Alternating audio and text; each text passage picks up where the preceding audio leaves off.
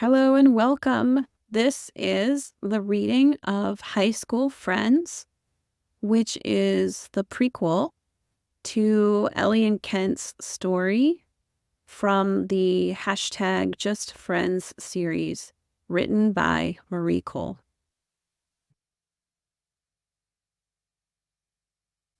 Chapter 1. Summer of 1999. Elly.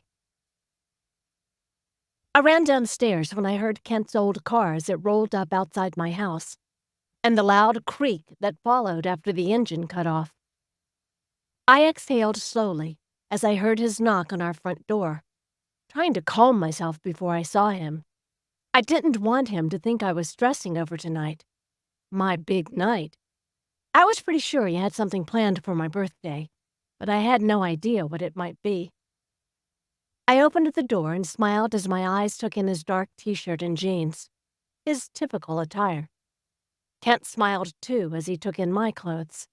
A black square-cut top, a knee-length black punk skirt, and black fishnet stockings that disappeared into my well-worn Doc Martens. The skirt was different from the norm, as was the makeup, with a smoky eye and pink lip gloss. My hair was up in a large bun, and carefully selected strands of my hair hung in wisps around my face. He gave me a quick hug and then leaned back. "I heard your door open from a mile away." I laughed as I closed the door behind me. "What is the big plan this year? A secret pool party? All-you-can-eat ice cream?" For a moment, he looked dumbstruck. "Big plan? Am I forgetting something? I was just coming by to pick you up for some all-night video gaming." He slowly scratched his head. "Damn," he said softly, his face falling, his eyes full of regret. "I forgot your birthday." I rolled my eyes and hit him playfully on his scrawny arm. "You did not. Quit messing around. Where are you taking me?" He was silent for a moment, as his eyes shifted to the ground. He actually had a look of shame on his face. I, uh, well, let's get in the car and we'll go do something." Did he really forget my birthday? My face fell at the same moment my heart gave a huge squeeze, but I tried to get myself back together before he noticed. The thought that Kent had forgotten my birthday was devastating. He was my best friend, and we'd been celebrating this date for years. "No, we don't have to go anywhere. A night of gaming is exactly what I wanted." I smiled, successfully covering my fear that he'd forgotten my birthday. I, Kent chewed on his bottom lip as he moved towards the car. When we got closer, we both climbed inside. Either he was extremely disappointed in himself, or he was a great actor. "I, got a new game. It's 2 players, and it's an open world." The door creaked loudly as he shut it. The car vibrated beneath us as he started down the road. "So I actually get to play this time? I don't have to just watch you crush the levels of Zelda?" "Even better." I smiled at him and then leaned forward so I could change the radio to my favorite Top 40 station. "Yes, you get to play this time, I promise. Even if I get a single-player game next time, I'll share." He looked at me and grinned, but it didn't make me believe him. "I know you'll mean to share, but you'll get carried away and I won't get to play. You can't fool me. I'll just sit on your computer and internet chat with hot guys like always." I always hoped he'd say something about me and hot guys, admit some sort of jealousy, but it never worked. But it didn't stop me from trying. I glanced around and casually tried to motion over my shoulder as we passed the road that went to his house. Inside, my heart was pounding. Where was he taking me? For some reason, there was still a little hope in my heart. "You missed your turn. Again, there was a pause before he shrugged his shoulders. I know I missed it. I don't have any Mountain Dew or candy at home. We need some Skittles for this all-nighter. I narrowed my gaze, wondering if he was telling the truth, even as my heart was dancing in my chest. Wherever we were going, we'd be there soon, and I needed to chill out before then. I turned the music up a little when Harvey Danger's Flagpole Sitta came on. Cool, I said, before drumming my hands on my lap. I was singing along, concentrating on the crazy lyrics, when Kent pulled into the parking lot of the swankiest Italian restaurant in town. I stopped singing mid-lyric to look at him, my heart doing that thing again. I don't think we're going to find Dew or Skittles here. No, but we're going to find a reservation for 2 at 6 p.m. He pulled into a parking spot and killed the engine. Happy birthday, Elly. That goofy smile that I loved finally showed on his face as he inched his glasses up the bridge of his nose. I turned and stared at the restaurant, hiding my face from him, just in case he caught sight of the tears that were gathering in my eyes. He hadn't forgotten after all, and it wasn't a crappy gift either. This is too much. I bagged groceries all summer so I could bring you to this place. All I heard was how much you wanted to go, but how expensive it was. Dinner's on me tonight. This was too much. Why would he take me someplace like this unless... I wiped my sweating palms on my skirt. It's not too late to change your mind. This is awesome, but this was like a real date. This was like somewhere you'd take a girlfriend, not a girlfriend. Was tonight going to be the night? Was he going to tell me how he felt about me on my birthday? That would be so romantic. Inside my gut was wrenching with fear, anticipation, anxiety. Everything was swirling around in my head. Nope, don't want to hear another word, Elly. We're going. But this doesn't mean you get out of gaming tonight. We're still going to play after we have our fill of expensive food. I quickly dabbed at the tears in my eyes with my hand, and then turned to him. You are such a bastard for trying to trick me, you know. I smiled, trying to keep it light, trying not to let it show how grateful I was that he was doing this for me. I'd never forget your birthday, Elly. He took an extra moment to look at me as he smiled, and I wondered if he was going to kiss me. Hoping, maybe. But soon he pushed his car door open and got out. My heart fluttered in my chest. Come on before they give our seats away. I got out quickly and walked with him inside. I couldn't believe I was finally on a quasi-date with Kent. He had never done anything even remotely close to this before. The past birthdays had been very friendly in nature. Dinner at Bella Noche's was like a total step up from friendly. I kept my fingers crossed that tonight was going to be everything I'd been dreaming of for the past 4 years. I have to figure out how I'm going to top this, I said. Never gonna happen. This is going to be the most epic birthday you'll ever have. Kent laughed as he opened the door for me. I hoped it would. Maybe he was finally going to make his move and kiss me. I thanked him for holding the door and waited for him to lead the way. He moved towards the hostess podium and lightly drummed his fingers on the edge of it. 2 for Lytle at 6. The hostess glanced at his offending fingers and then at her reservation sheet. Of course, right this way, she said as she looked at me. I noticed a little smile on her lips. My cheeks flamed. Did she think it was funny that he was here with me? Or that we were on a date at all? Or that I was on a date at all? She didn't say anything else as she grabbed the cloth-wrapped silverware and leather-padded menus and walked away toward their table. We both moved to go after her at the same time and halted. I grinned and then went, leaving Kent in the back in case he wanted to make his escape. Probably after he saw the look the waitress gave me, he was going to change his mind. I'd be embarrassed to be with me, too. I realized that was silly, though, because this wasn't a date. It was a friendship dinner. Ken took a seat across from me as the hostess handed us our menus. I was only partially relieved that he hadn't run. "Your waiter will be right with you." She turned around quickly. Her long red curls would have whipped someone in the face if they'd been standing too close.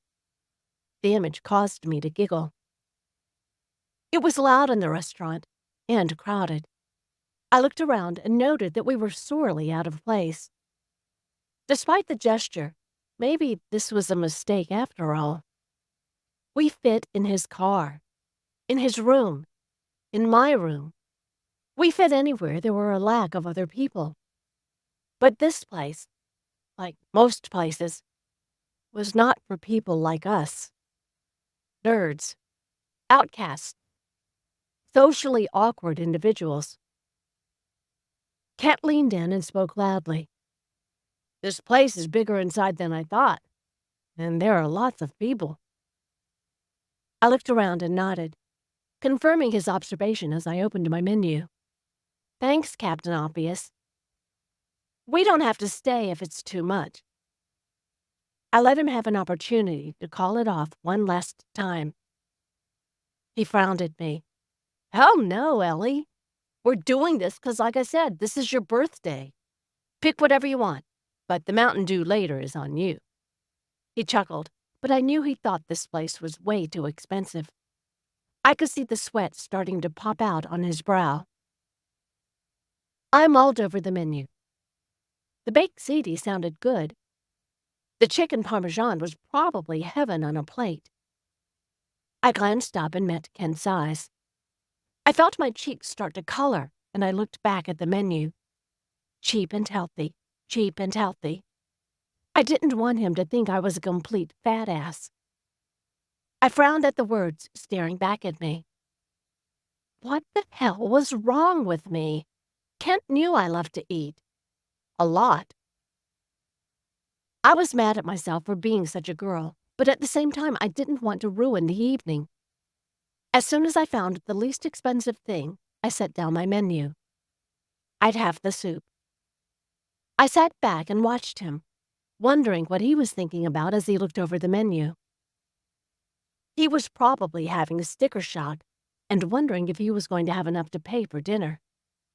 Luckily, my mom had given me my birthday money already, and I could pitch in if he needed some help. I looked away when I realized that I was staring at him like a lovesick puppy. If he wasn't going to make a move, then I didn't want him to catch on to my inner thoughts. Having him as a friend was better than not having him at all. I didn't want to scare him away. I definitely didn't want to lose him. He put his menu down as the waiter arrived. Kent nodded to me to speak my order first. "Go ahead and tell it." I opened my menu as if I'd forgotten, but mostly so I wouldn't have to look at Kent when I said, "The minestrone soup and a water, please." I smiled sweetly and held the menu up for the waiter to take, keeping eye contact with him until he turned to Kent to take his order. Kent had disappointment on his face, but he didn't say anything. "I'll have the chicken parmesan with a sweet tea to drink, please." He gave his menu to the waiter, and when he departed, his gaze turned back to me. "All that stuff in the menu and what you wanted was soup?" I looked down at my napkin, unrolling it to place it in my lap. I shrugged my shoulders slightly and did what every girl did on a date. I lied. "I'm not very hungry." In truth, I was starving, and I hoped to God that it was loud enough around us that Kent hadn't already heard my traitorous stomach growl. "Fine, but you know you're eating some of mine. I'm not bringing you here to not try something nice." A little smile moved along his lips as the waiter dropped off our drinks and then retreated again. It was almost too loud to carry on a decent conversation, especially with a large group of people right next to us. Kent was about to speak just as the large group beside us started laughing.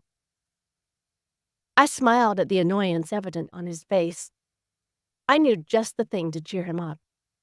I leaned forward and pulled out my wallet from the back pocket of my skirt. The silver chain attached to a belt loop helped make sure it wouldn't be stolen, and I thought it looked rather cool. I pulled out a paper football and held it up in victory before putting my wallet back. I put my finger on the top and my other fingers curled, ready to flick it when he had his hands in position. Kent laughed as he held his fingers up like a field goal. He stuck his tongue out at me as I took aim and flicked it. My aim was terrible, and he didn't move to block the little pointy paper triangle. It sailed past his head and hit one of the men in the large crowd beside us. The guy turned his head to see what hit him and shook his head. At least he didn't appear to be angry. Kent tried not to laugh. I mouthed sorry to the man and waited until he turned around to cover my mouth and giggle. Then I put my hands up in the air, speaking loudly to be heard over the crowd. Well, I'm all out of ideas, and that was my only football.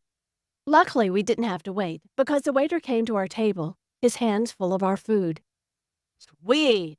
I'm hungry, Ken announced, as he looked down at his plate. The steam was still spiraling off the crunchy bread-coated chicken that was covered with blood-red marinara sauce. My stomach growled loudly, and I turned my attention back to my soup. I smiled the discomfort away and shifted in my seat slightly.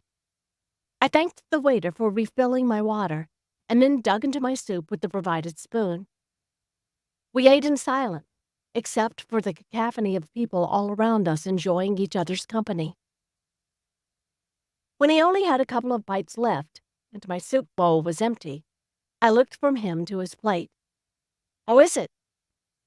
Kent had a fork bowl ready to go towards his mouth, but held it out to me at my question. Amazing, he said. I just barely heard his voice over the crowd. I felt my cheeks burning as I imagined him saying that I was amazing, not the food. I reached out, grabbed the fork, and took a bite. I chewed slowly and nodded my agreement before returning his fork to him. I'm glad it's lived up to its expectations for you. I smiled and suddenly jumped when I heard the outburst of employees who had a bowl in hand and were singing Happy Birthday as they marched across the restaurant. I leaned forward and spoke loudly to be heard over the even louder voices. You aren't going to do that to me, are you? Kent took his fork back and turned his head when the employees turned the other way. He turned back to me and gave me an innocent look. Me? Would I ever do something like... But those employees made a beeline for our table. I shifted uncomfortably in my seat and plastered on a smile as they set a bowl of vanilla ice cream, smothered in chocolate sauce, right in front of me, complete with a little candle that was flickering rapidly from all the movement.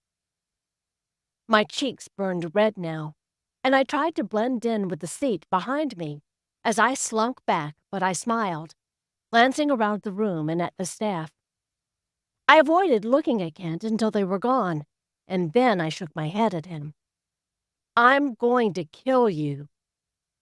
Kent laughed as he pushed the bowl towards me. Happy birthday.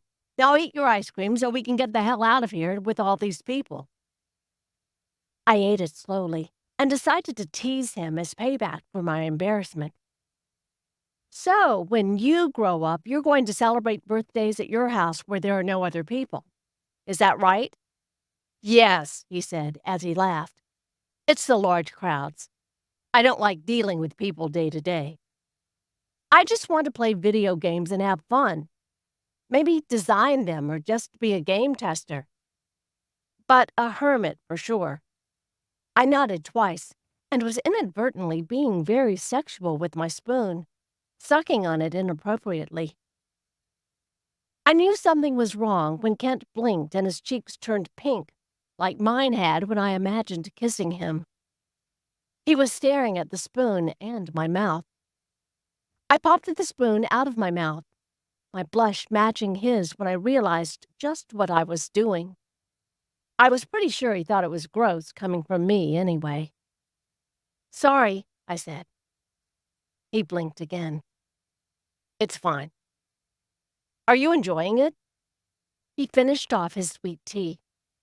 I grinned, the heat slowly leaving my cheeks. Yeah. The conversation was still too tame. I was going to need to liven it up if I was going to get back at Kent. So, when you get a girlfriend, how would you two, get in the mood? I'm just trying to picture you in a relationship in my mind. I waved my spoon around in a little circle and then stared at him with slightly narrowed eyes. Kent frowned and shook his head. Elly, come on. You done with that ice cream yet? I shook my head as I looked at my bowl. There was still a huge scoop left. Nope. I looked at him with a victorious smile. So, really, would she try to make out with you while you're playing video games? His eyes shifted back and forth from the people around us and back to me. While I'm playing video games? No. Whatever she chooses to do can't block my view. There are other things, though. His cheeks were blushing brightly as he flagged a random waitress down to ask for more tea. I waited for the waitress to leave before continuing. I just need to know what I need to tell your future girlfriend if she asks me how to get your attention during the late-night gaming sessions. You know I like to be prepared. Getting naked would always draw my attention away from a game. He started to say something else, but he didn't get the thought out of his mouth. I watched him and waited, ice cream melting on the spoon as I waited. And I raised my eyebrows questioningly. If she touches places, then I'm not going to worry about a video game. Or if she wants to have a joint shower or something. I don't know, Elly. Can we not talk about this around so many people? I don't know why it upset me so much, but it did. I put my spoon down and then set my napkin on the table. Sure. You get the check and I'll be right back. I had to get out of there before I started to cry. I stood up and made sure I didn't pass directly by him in case he tried to stop me. Once safely in the bathroom stall, I balled up some toilet paper and held it to my mouth to stifle the sob that escaped. It was so obvious that he wasn't going to try anything. So obvious that when he envisioned girls doing things to him, it wasn't me he was picturing. I was so stupid to think that he was into me that way. He wouldn't ever see me as anything other than his fat friend, Elly. I cried for a few more minutes, and then pep-talked myself into freshening up and getting back out there. Sitting in a stall and crying wasn't going to fix anything, or change the fact that he wasn't into me that way. I blew out a breath just before I sat down and assessed him. Ready to go? He was very hard to read sometimes, but this wasn't one of them. He was confused by my sudden departure. He blinked at me. Yeah, I guess. Is everything all right? He asked as he stood from his chair. Did I say something wrong, Elly? I stood up too and looked away, shaking my head, avoiding eye contact, because if I looked at him directly in the eye, he might see how puffy my eyes already were from my bathroom debacle. Nope, I'm fine. Let's go, I said as I led the way again, quickly exiting the restaurant. I stopped beside the car, waiting for him to unlock it, my arms across my chest defensively. I held my breath as he came towards me. He leaned against the car beside me and spoke up. All right, something is eating you. Talk to me, Elly. I called on my inner bitch and somehow managed to get the strength to roll my eyes. Just open the car so we can go, please. This is your birthday, Elly. You're pissed off about something and I want you to tell me what it is. He was being defiant as far as opening the door. My inner bitch wanted to be defiant, too. Yes, it's my birthday, and I don't want to talk about it, so open the door. The birthday girl wishes it. Kent sighed as he pulled his keys out and unlocked the door for me. Chapter 2. Elly. Neither of us said anything for a long time until I spoke up as we passed the convenience store. I thought we needed supplies. I've been planning this for weeks, Elly. I have everything at my house already. Cakes, Skittles, Mountain Dew, Twizzlers, more ice cream, whatever we need. Oh. I was silent the rest of the way, thinking about what a bitch I was being to him, my best friend. All he'd done was taken me to the restaurant I'd been daydreaming about, researching and staring at on the web every spare moment I had. I was being unreasonable and a terrible friend. I was going to have to make it up to him. As we pulled into his driveway, I looked around for his mom's car, and when I didn't see it, I asked, "Where's your mom?" I got out of the car and followed Kent to the side door leading into the kitchen from inside the garage. There wasn't anything extremely unusual about his mom going out for groceries or to visit a friend, but she always came back within an hour or so. She went on a retreat this weekend. I asked her if you could come over. She said the same thing she always says. He did his best mom imitation. "If Elly comes over and stays, you can't sleep in the same room." Kent put his keys on the counter and then started taking off his shoes. "And my mom knows that your mom isn't here?" I sounded skeptical because I was. My mom knew how I felt about Kent. At least she thought she did. I didn't talk to her about it or anything, but she'd had the talk with me over the summer. And she'd even had the audacity to mention Kent by name, much to my embarrassment. "My mom said she talked to yours. I'm not sure what was talked about. Do you want something sweet?" I couldn't believe he was being so nonchalant about this. This was huge.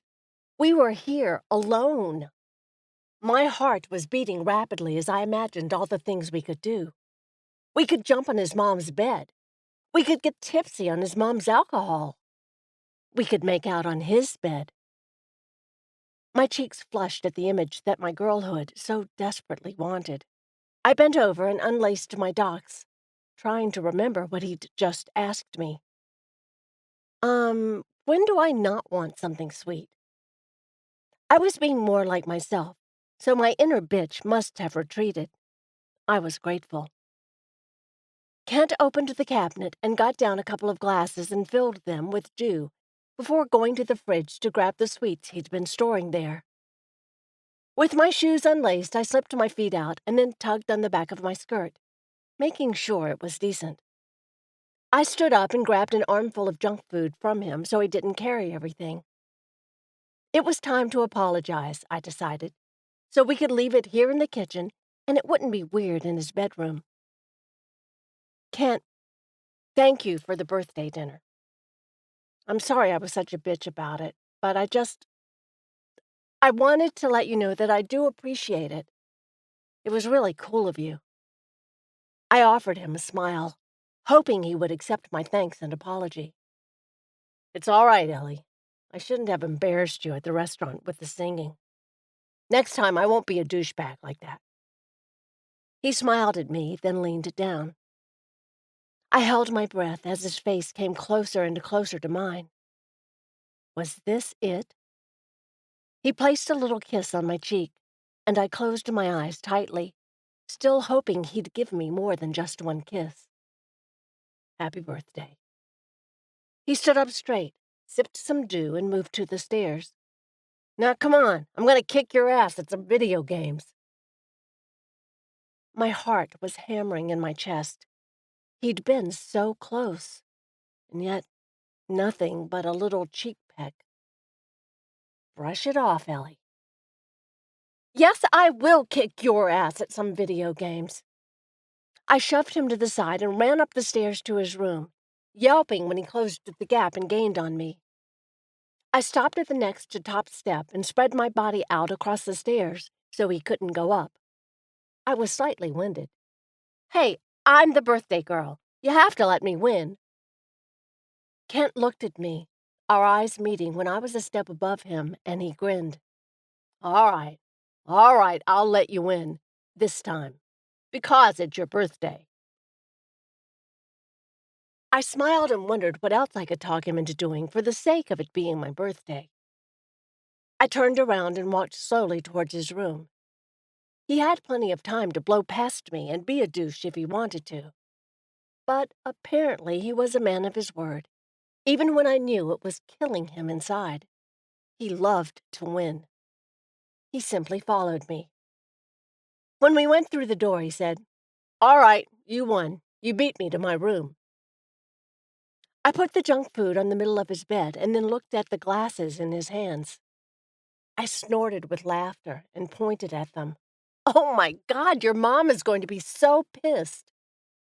His race up the stairs had cost him lots of dew. The glasses were both only a third of the way filled. He looked down at the glasses and then at his dew-stained shirt and shook his head.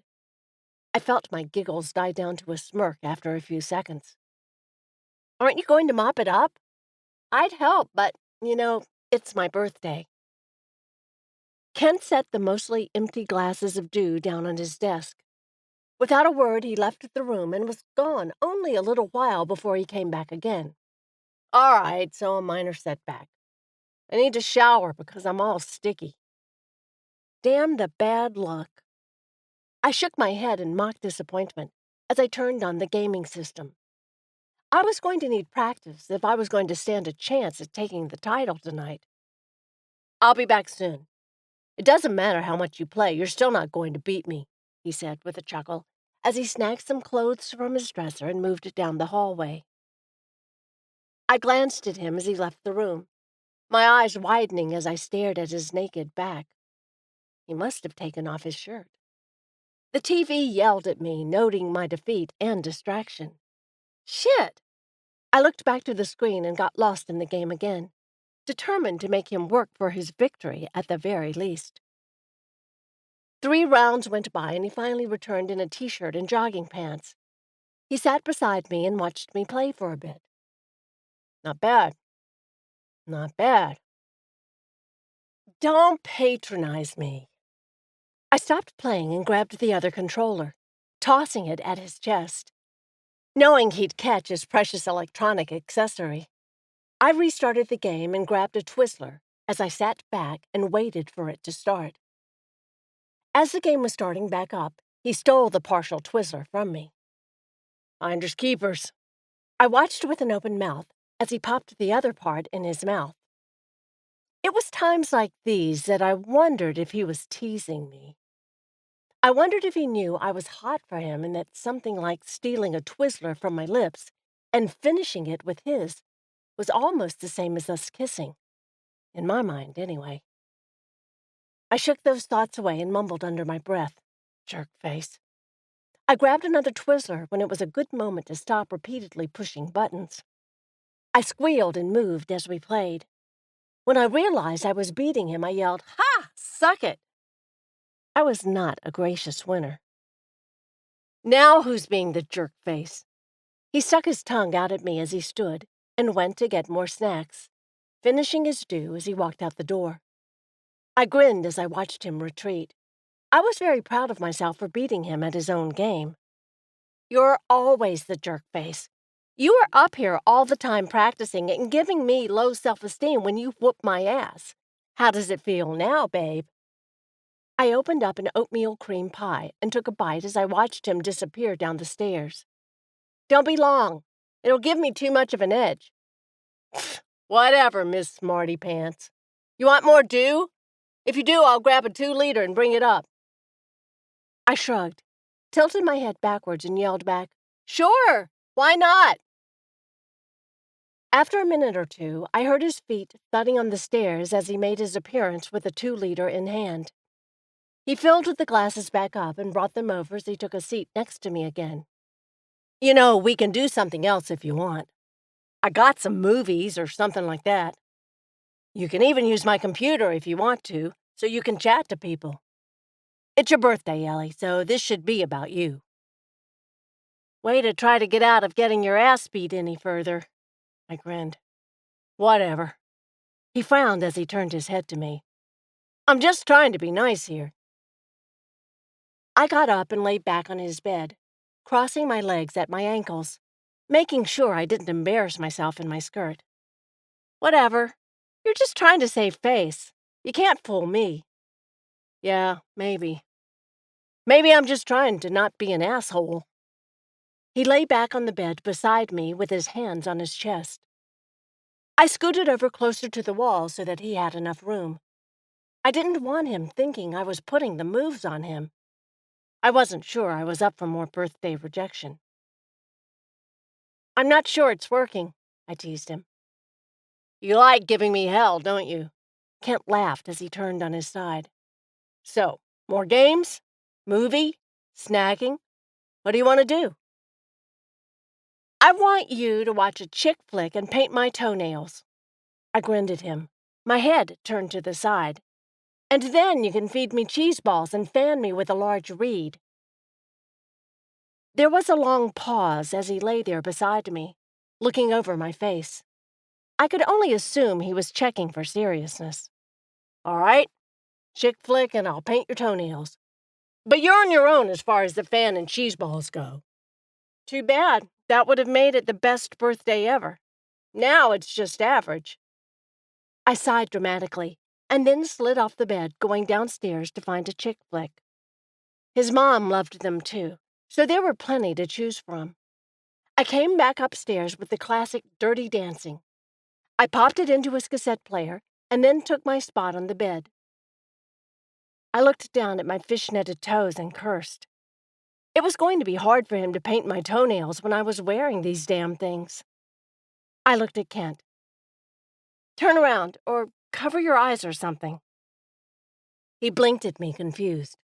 Why do I need to cover my... His eyes shifted down my legs and over the stockings. Oh, he said softly, before turning around. There was some rustling as I lifted my skirt and shimmied out of the fishnets. Once they were off, I put them on the back of his desk chair and then grabbed his yellow blanket. I got comfortable on the bed and put the blanket over my lap, covering my now nude legs. My feet were sticking out so he could paint my toenails. What colors did I leave here? I don't know. Let me check. He stood from the bed and moved over to his desk, where I'd stashed my nail supplies. Purple, red, and orange, he said as he picked them up. Purple. I stayed where I was as I stared at his back, his confident posture. It wasn't something that he showed around most people, but I was proud that he felt comfortable enough around me to show it. I'm going to miss this special treatment, I said. He put the other two down and kept the purple in his hand. He grabbed some cotton balls and came back to the bed. He put the cotton balls between my toes. I bit my lower lip to keep from giggling. Yeah, don't think this is our new thing. He put my foot on his leg as the movie started. I settled back against his pillows as I turned my attention to the movie. Kent was paying more attention to my toenails than the movie, so he didn't screw them up. As Baby's hair was getting blown around in the wind, I was thinking about how I was slightly disappointed that he wasn't disappointed that something intimate like this wasn't going to be our new thing. I was also trying to figure out how to get Kent to be my boyfriend, but I wasn't sure I even knew where to start. I couldn't just outright tell him how I felt. It could ruin our friendship. Once it was out there, it couldn't be taken back. I'd tried doing the baby tactic, just hanging out with Kent a lot, but it didn't work out as well for me as it had for her. But I guess she went to Johnny one night and kissed him to seal the deal. Is that what I had to do? I sighed softly and turned my attention to him working on my toenails, and looked at the TV whenever he looked up, or looked like he was going to look up. My yawning progressed through the movie, and near the end, where Patrick Swayze delivered his famous line, Nobody puts baby in the corner. I felt my eyes falling closed. My eyes popped open when I felt him retreating. Where are you going? I cleared my throat to try to get the sleep out of my voice.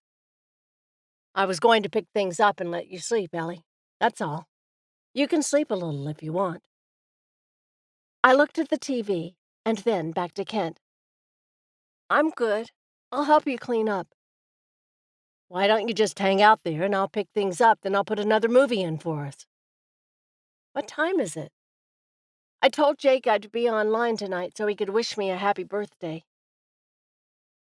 I hated to do it, but I was trying everything I could think of to try to spurn some sort of jealousy in Kent. To get him to realize that he didn't want to be my guy pal forever. This Jake plan had been in action for a few months, and he hadn't showed anything yet. Oh, you made plans with Jake? I saw him chewing on his lip as he stood. The computer's over there. I'm going to put the dew up so it doesn't get hot. If he was being jealous, he was hiding it behind a blank face. I sighed as I watched him leave the room. I grabbed my fishnets and put them on in the bathroom. I returned to his room and booted up the computer.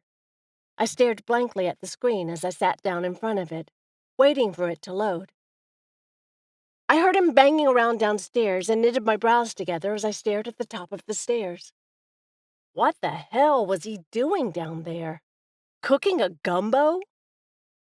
I logged into AIM and then waited for the familiar ding signaling a new instant message. I smiled at the computer as Jake IM'd me. He was a hot 19-year-old boy from Texas, and I had met him in a chat room called The Coffee House. We'd clicked almost immediately. Our conversation flowed.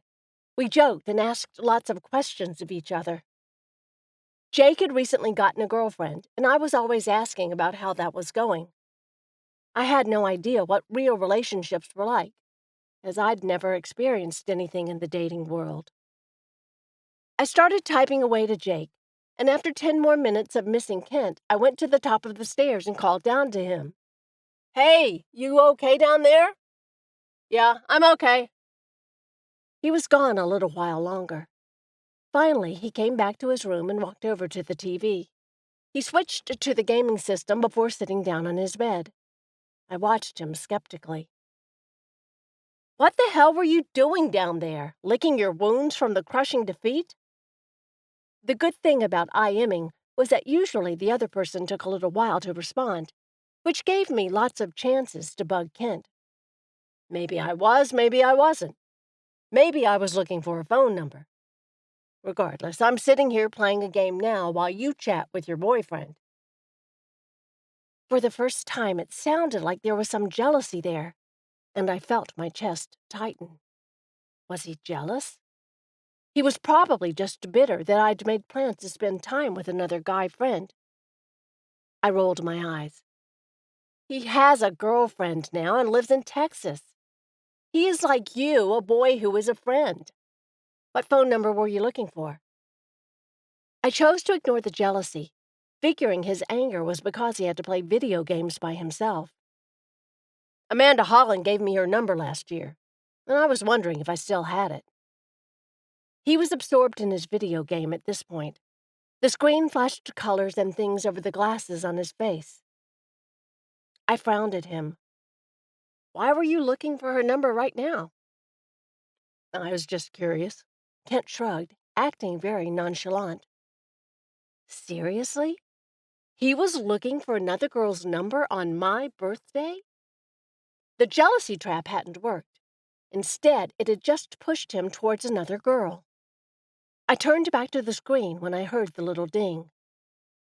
Jake, did Kent make his move yet?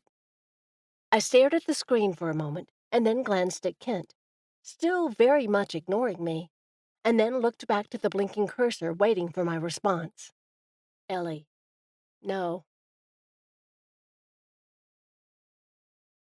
Chapter 3.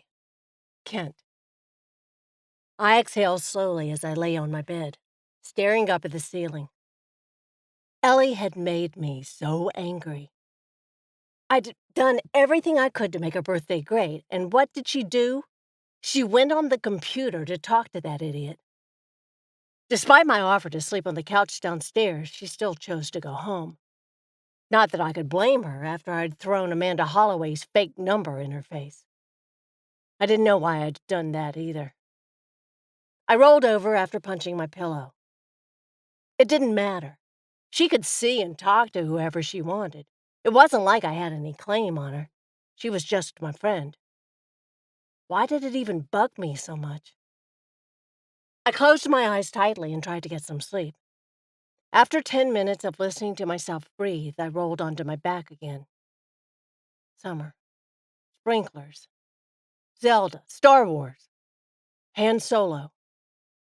Yoda. Green. Grass. Making out in the grass. Making out in a pool. Boobs. I rolled over onto my side again. Stop it! Go to sleep! Sleep, damn it! I closed my eyes and tried to fall asleep, but it just wasn't friggin' coming. I grumbled to myself as I got out of bed. My eyes darted between my computer and my TV. Video games or porn? Video games or porn? My hands twitched. They wanted the plastic controller. My dick, however. I looked down at it and shook my head as I whispered to it. What am I gonna do with you? You've been out of control. You've been popping up at the least opportune moments. And around Elly? Talking about Elly, thinking about her, only made me angry again. The tightness faded, and I turned on the TV. Video games it was. Anything to take my mind off of her. Sometime between defeating the blackish-blue beast and jumping over some cave mummies, I fell asleep. I gasped when a knock pounded on my door. Groggy, I rubbed my face. Yeah? My voice sounded like shit in the morning. Kent, it's 11 a.m. Get up. I groaned at my mother's words. I didn't want to get up. Okay, Mom.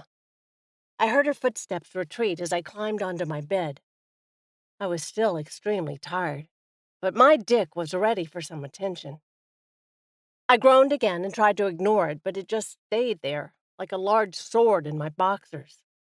Fine, I grumbled and rolled out of bed. I snatched a sock from my dresser and then slid back into the still warm sheets. I laid on my back and started to stroke myself with my eyes closed. I saw Elly, bent over in my mind, and I quickly shook the thought away. No, Jesus. And then a mini-movie played. I imagined the big-breasted porn star doing dirty things to me. I was so lost in the moment that I didn't hear the door open. Kent! Oh my God! Elly's voice shrieked and bounced off the walls. Quickly, I rolled over, trying to hide myself. Elly, get out of here. What are you? You just can't walk into a man's room uninvited. She giggled, her back to me now, and I felt shame color my face. Why was she laughing? Was it small? I threw the sock away from me and pulled my boxers up. I quickly hopped off the bed and grabbed a pair of sweatpants, pulling them on too. I wanted to ask her what was so funny, but I didn't want to know if she really was laughing at my size. What are you doing here, anyway? I just wanted to know if you wanted to... She burst into a fit of giggles again. The shame buried me deeper. Whatever it was, the answer is no. I stepped around her and went down the hall into the bathroom, slamming the door behind me. I couldn't have her laughing at me. It hurt too much. She saw me doing that. Oh, Jesus. How was I going to be able to look her in the face again? I turned on the shower and got in while it was still cold. Maybe that would teach my unit that it needed to calm down. When I got out, Elly wasn't anywhere in sight. I breathed a little sigh of relief and quickly got dressed. My mother was going to ask me 1,000 questions on top of what had already happened, because Elly left so soon and was probably cracking up all the way. She could be so immature sometimes. As I was toweling off my hair, there were 3 loud knocks on my door, each separated by 3 seconds of dramatic silence. "Can I come in?" Elly's voice was muffled through the wood. I went to the door and opened it. She was still grinning, looking as if she were holding back a load of laughter. "Thank you for knocking," I said, as I opened my door all the way so she could come in if she wanted to. But she just stayed there in the doorway. "Are you going to come in?" She shook her head and stared at my bed. "No way. There are like boy cooties in there and stuff." Oh, geez. Of course she would make a big deal about it. And this was only the beginning. She was going to tease me about this for a long time. I sighed heavily as the thoughts of the last year of high school being filled with masturbation references. "Everyone does it. It's not a big deal, so don't make it one or I won't talk to you anymore." That brought another, even bigger smile to her lips. "Really? You're going to stop talking to me if I want to talk about what I witnessed here today? Really, don't test me." She shook her head. "Oh, no, of course not. I wouldn't dream of it. Not one bit. I didn't know your bit was so big." I felt the heat in my cheeks. "Elly." I tried to keep my voice stern and stare her down like I meant business, but she didn't seem to be taking me seriously. "What were you thinking about?" She prodded some more, and I felt the anger rising in my chest. "I'm not talking about this." "Come on, Kent." "No. One more word and I'm kicking you out." "Don't you mean stroking it out?" She smiled even as I put my hands on her shoulders and pushed her backwards towards the stairs.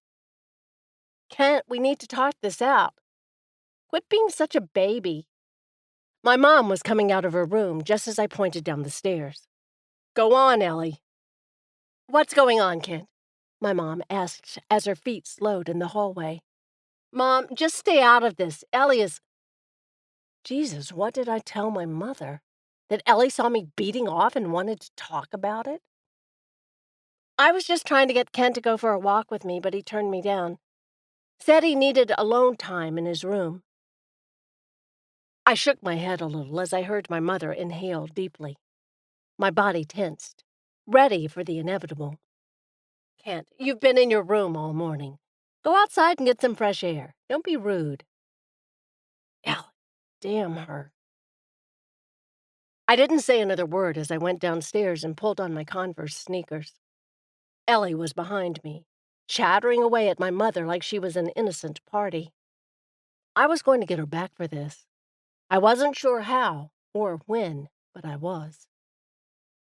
She giggled at me the whole walk. It was so annoying. "How did you sleep last night?" I asked, trying to pull her mind away from the gutter. "Oh, just fine, thanks. And your sock? I mean, yourself?" She giggled again. I sighed as I looked away from her, towards the manicured lawn and the little kids all around doing little kid things.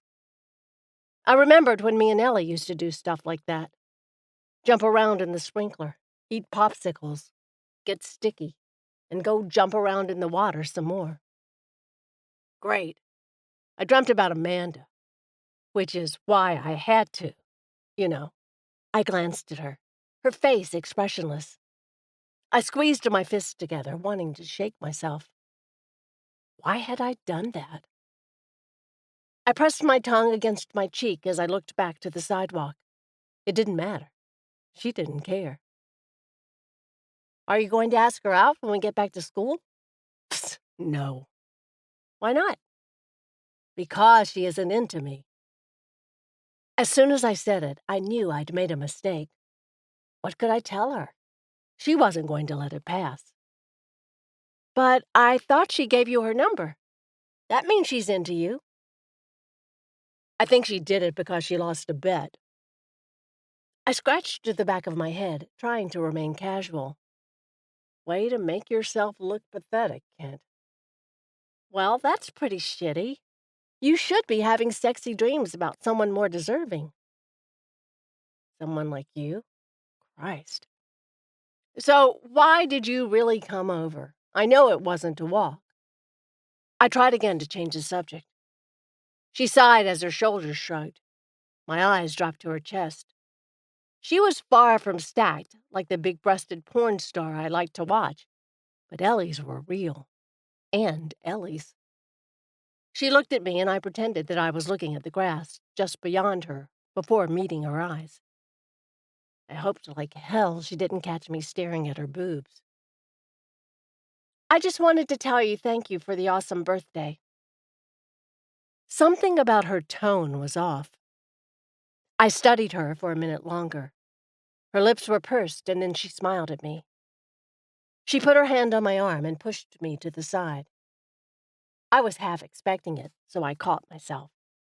I let out a little chuckle. You're welcome. Sorry it wasn't everything you'd hoped for. It was, and more. So, thanks. And we're at my street. I'll see you later. My mom is taking me clothes shopping. Yay. Elly hated clothes shopping. I opened my mouth to talk, but she held up her hand to stop me. No, I don't want you to go with me. She pushed me again, and then crossed the street, leaving me alone. Chapter 4. Elly. Kent, your girlfriend's here. I stood beside Kent's mom as she called up the stairs. I fought back a giggle.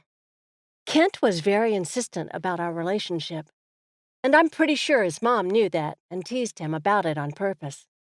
Mom! We've talked about this. She's not my girlfriend, Kent yelled downstairs from the safety of his room. Regardless, dear, don't forget that you need to leave the door open. There was annoyance in his voice as he called down again. Can you just send her up, please? I waved at his mom as I went up the stairs. Thanks, Mrs. L. I went into his room slowly, looking around suspiciously. I made her call up here, you know. I didn't want a repeat of the sock performance. When I saw that he was just sitting on his bed with a controller in his hands, I moved closer and let my book bag fall off my shoulder and land at his feet. Kent's cheeks were burning red. I can't help you never knock, and you're a ninja. I didn't hear you either. He frowned and I scoffed. You didn't hear me because you were too into what your hand was doing. I'm fat, Kent. You should be able to hear me coming. Can we change the subject already? Oh, how I loved teasing him. Watching him squirm around uncomfortably was pure joy. I bent down and unzipped my book bag. I got the goods for you. I threw Twizzlers at his chest, and he caught them with one hand. This feels like a drug deal. He chuckled as he set them on the floor by his leg. It is a drug deal, pretty much. I pulled out a 2-liter of Mountain Dew and put it next to his leg. How much do I owe you? He asked as he stared at the dew. It's my turn to buy. You don't owe me anything. All right, he said softly as his attention turned back to me. So, you want to play? Kent held the controller out for me to take. I grabbed the controller and sat on his bed. I did want to play, just not the silly video game. I smiled sweetly in his direction. Sure. Could you go get us some glasses for the Jew? Okay, no cheating while I'm gone. Kent stood up and went downstairs. I heard him talking to his mom, but I couldn't hear what he was saying because I was too busy hiding his controllers. I stuffed them into his sock drawer, burying them deep. Then I moved to the door to see if I could hear anything. I couldn't, so I went back to his bed and sat on it innocently. I quickly ripped open the Twizzlers and made sure my hands looked busy. So busy they couldn't have hidden his controllers. His feet thumped up the stairs, and soon he was back, 2 glasses in hand. You done playing already? I frowned at him. What are you talking about? You took the controller with you. I was waiting for you to come back. I set the Twizzlers aside and grabbed the Jew, slowly unscrewed the cap, letting the fizzies out. He looked very confused. You didn't have to wait. You know where the other controller is. He nodded to the corner of the bed. I shrugged and shook my head, standing up with the Jew to pour it into the glasses. It wasn't there. I already looked. That's weird. He set the glasses on his nightstand and then went about looking to see if I was lying. I grinned behind his back and made sure I wiped it off before he could see it. Ellie, where did you hide it? His eyes looked into mine and then to my hands. Where's the other one? He asked me softly. As he looked at me with crazy eyes, I almost lost it. The one that you took downstairs or the other one? It doesn't matter. I don't know where either of them are. You should have one. Which, of course, he didn't because I'd hidden it. Oh, I loved these games. It was getting tough to keep a straight face, but somehow I'd managed. Kent looked at me as the confusion set in. I had what? All I went downstairs with was me. All right, Ellie, where did you hide it? I let a laugh out. Just one, like he was ridiculous. I didn't hide it, Kent. Why don't you just go downstairs and see if you left it in the kitchen by accident? A smirk traveled along his lips as he pushed the glasses up the bridge of his nose. Fine, I'll go, but it won't be down there. I sighed. Whatever. You'll see you just left the thing down there. I grabbed my glass and followed him to the stairs. I waited at the top, listening and waiting, the smile returning when his back was turned. Mom, did I leave a controller down here? I heard Kent ask his mom. No, dear, you just came down and got some glasses for you and your girlfriend. Mom! I almost spit out the dew I was drinking and ran back into his room when I saw his hair peek between the banister bars. He entered the room a minute later and shook his head. Wasn't down there. Not that I'm surprised, he said softly as he took the Mountain Dew from my hand and put it on the desk before turning back to face me. So, Ellie.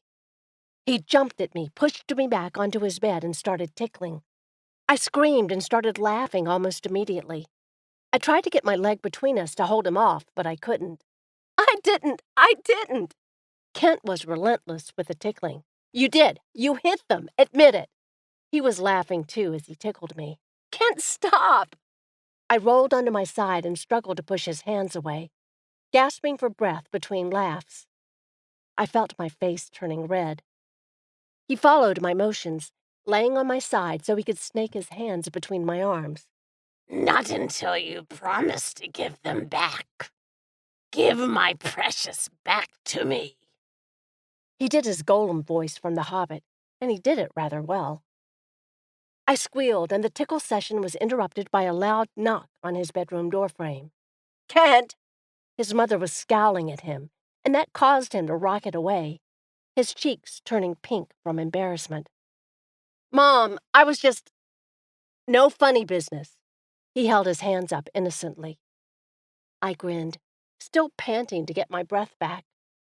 His mother gave him a look and then walked down the hall, a laundry basket in her arms. I looked at Kent and giggled. Hush you. You're lucky my mom saved you. He stuck his tongue out at me. I whispered so his mom wouldn't overhear. Why does she think you're going to impregnate me with your tickle fingers? Have you done it before? He pushed the glasses up his nose. No, she's just being a mom. Her baby boy can't be interested in girls or anything, much less think about sex, which you weren't. I was still whispering and chuckled as I got up and quietly shut the door. I turned around and made wide OMG eyes and then laughed as I ran back to the bed. You're going to get me into trouble one of these days for shutting the door. He smirked as he stayed where he was on the bed. I know. That's the plan. Kent, your mom said no! I laid down right next to him and tousled my hair. Ellie! He stood up from the edge of the bed and moved towards the door, but before he could get there, the door opened and his mom stood there. Kent, do that again and you know what will happen. Kent shook his head and sighed. Sorry, Mom. I'll leave it open. Promise. I pressed my lips together to try to hide the grin. I stayed quiet on the bed and waited for his mom to retreat again. Oh, Kent, you're in big trouble. Kent turned his gaze toward me on his bed and frowned at me. He shot daggers with his eyes as he moved over and took a seat in his computer chair. Oh, come on, it was funny. I was still smiling as I watched him, staying put on the bed. I'm one more screw-up from being grounded and you sent home. I don't think that's funny at all, Elly. He smirked as he leaned back against the chair and stretched his legs out. You do? I can see the smile. I sat up. So, since you lost the controllers, what are we going to do now? Go trolling? Okay, bring the dew and those Twizzlers. He stood up from the computer seat to let me sit down after booting up his computer. I grabbed the Twizzlers and sat down at the computer. You go get the dews. They're over there. I motioned to his dresser. I opened the Twizzlers and then opened his web browser. I hit CTRL+H and glanced at his history with a grin. It was the same old, porn and anime. I gasped. Kent, you have a problem. I laughed and clicked on the last one he visited. Busty Girl Movies. Why do you always do this? He groaned as he looked at the open door and hoped his mom didn't walk by again. I covered my mouth to filter the giggle. Because it never ceases to be entertaining. You'd think you'd learn to clear your history. Busty girls. I see a booby thing amongst your porn. Shh. His cheeks were burning as he sat there next to me. I could tell he was endlessly embarrassed. He sighed and shook his head. I took a moment to tease him. Kent, you're so cute when you blush. His eyes turned to mine. Can you just turn it off? I reached out and pretended to flip his nose like a light switch. Nope, can't turn your blushing off. You'll have to do it yourself. I chuckled and turned back to the computer, closed the browser, and then opened a fresh page. So, where should we chat today? Sexy chat or sports chat or nerdy chat? Old fogies chat? The hookup chat. That one is funny sometimes. He spoke softly as he cleared his throat and moved a little closer so he could read the screen. I could feel his presence behind me, his face over my shoulder. His nearness made me nervous. If I turned my head just so, I could kiss him. I couldn't let my best friend know about those feelings, though. He was into busty girls, obviously, and despite my larger size, the boobs were still on the small size. Yes, the hookup chat. I typed, and after a few clicks, we were in. So, are we going to be a hot-ass teenager? Yes, and we're going to hit on the oldest dude in the room. I heard him chuckle, the sound vibrating the hoodie I wore. Find a few photos to share. Decline any from him, 'cause I don't want to see any penises. Maybe I do want to see some, and maybe your mom would like to see that instead of the boobs she normally sees on your computer. I clicked on the profiles of each of the chat members and jumped when I found the oldest male. Aha! Got him. My shoulder bumped Kent's chin, and he fell backwards in his chair. Jeez, trying to knock me out here. I turned around to look at him. Oops, sorry. I turned back to the screen when I saw that he was fine, just startled. First things first. I typed in the chat room. P. Leah. 18/F/horny dash. Almost instantly, 5 private messages popped up. I grinned. And the old man is one of them. It happens every time. You better not become one of these old men, Kent. I'll make a mental note not to. If I do, I certainly won't answer private messages with someone saying 18, female, and horny. She'll have to say she has big boobs, too. I chuckled and typed to Big Tom 354. Big Tom 354. Hi, how are you? Looking for some fun? Kent resumed his position over my shoulder as he read. Kent chuckled as Big Tom 354 replied.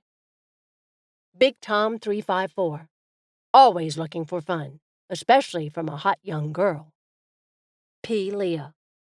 What would you do with a hot young girl like me?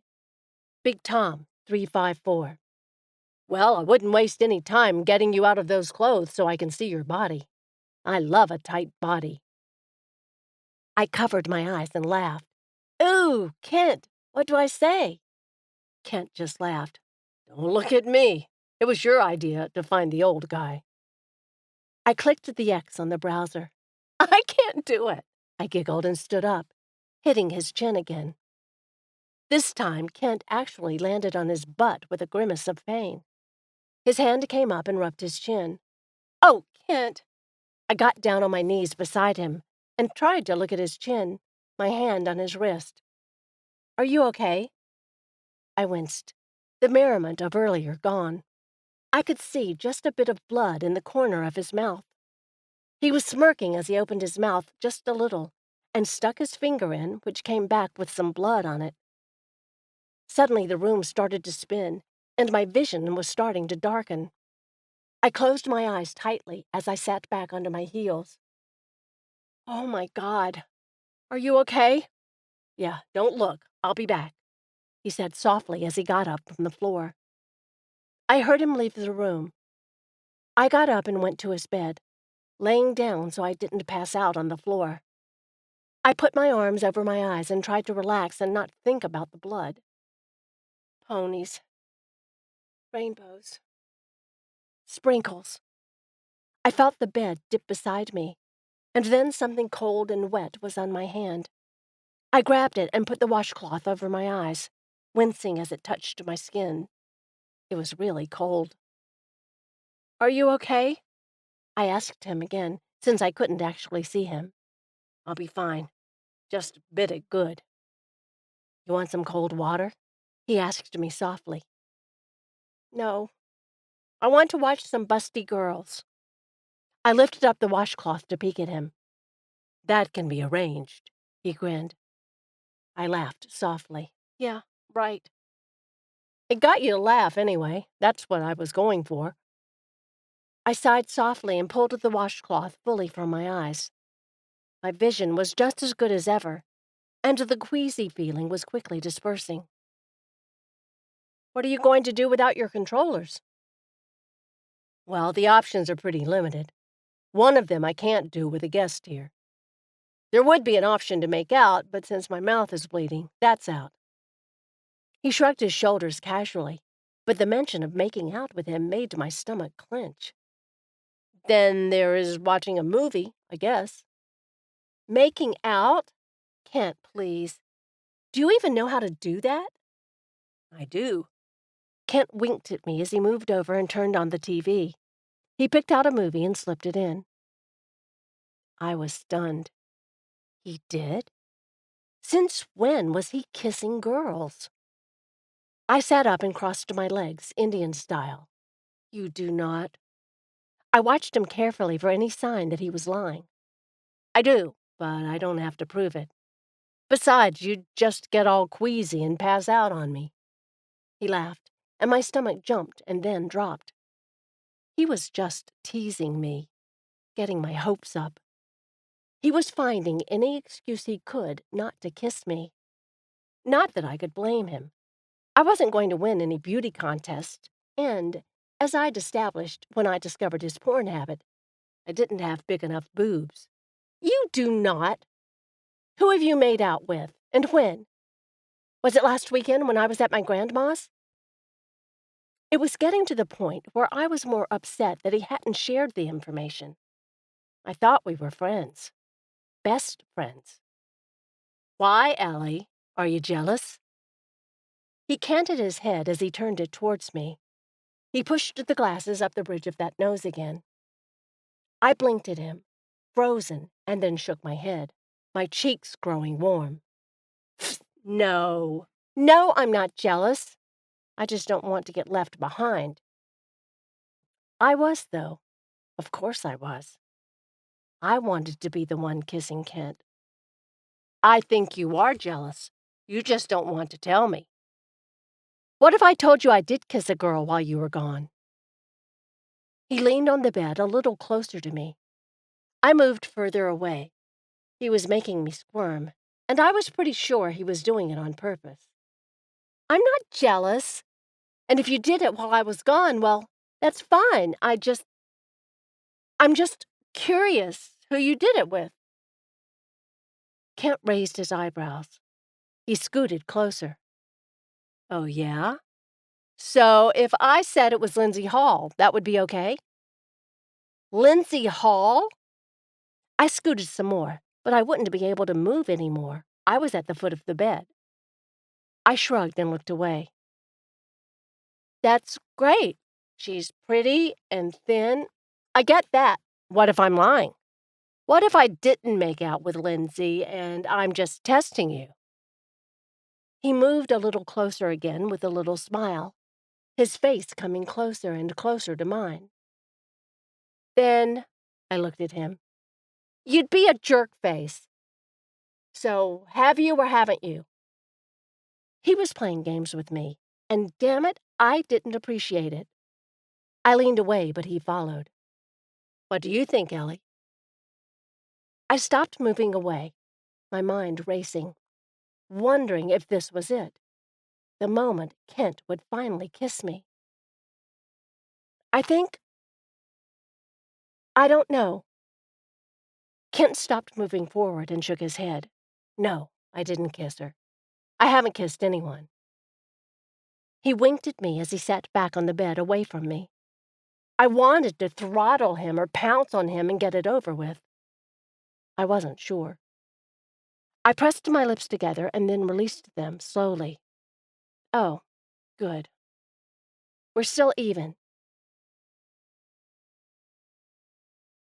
Chapter 5. Kent. I was still smiling about my successful Ellie torment the other day. I'd gotten her so good. After climbing the old tree, which so conveniently led to her window, I slipped into her room. I looked around her unoccupied bedroom as my feet touched the floor. Her light was on, so I knew she must have been somewhere else in the house. I went to her door and peeked my head out into the hallway. It was then that I heard her muffled voice coming down the hall. I was drawn to it, like a moth to a flame. And before I knew it, my feet had taken me to the bathroom. I stood outside, my ear pressed against the door, listening to her in the shower. Her voice was beautiful. More beautiful than I'd realized. It had been drowned out by the radio every other time I'd heard it, and it was nice then. But it didn't compare to what I was hearing now, which was pure Ellie. I stood out in the hallway for what felt like 2 seconds, but was probably closer to 10 minutes before I heard the shower switch off. Oh, shit. If she caught me out here, she'd think I was trying to peek at her or something. That was not my intent, not at all. She was my friend, not my computer porn. I looked left and then right before running back down the hallway to her bedroom. I stared at her desk chair, quickly imagining me sitting there when she came in. No, she'd see me right away. I glanced at the closet and shook my head again. Me popping out of a closet would probably get Ellie's fist in my face. Finally, my eyes landed on her bed, which was tucked away against the wall. It wouldn't be in her immediate line of vision. I heard the doorknob turning down the hall and quickly jumped onto her bed.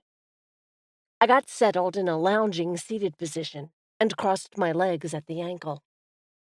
I tried to look very casual as I waited there, hands clasped on my chest, but my heart was racing wildly. I was giddy with excitement as she came into view. She had the towel clutched to her chest, and she was still humming softly as she made her way to her dresser. I shifted on the bed, my nerves starting to get the better of me. What if she didn't notice that I was sitting there and just dropped her towel and started to dress? Part of me liked the idea, as my cheeks started to turn a little red and my pants started to get a little tighter. I shifted a little uncomfortably. I couldn't think about her that way. She was my friend. Not now, damn it. I watched with a furrowed brow as she got a pair of black panties from her drawer and shimmied into them, without even dropping her towel. How the hell did she do that? I realized my head had tilted to the other side as I watched her put a bra on over the towel, securing it in place. What the hell are you doing? I hadn't realized I'd said it out loud until she screamed and turned around. The brush she'd grabbed was flying at my face. Luckily, I saw it coming and held my arm up, deflecting it.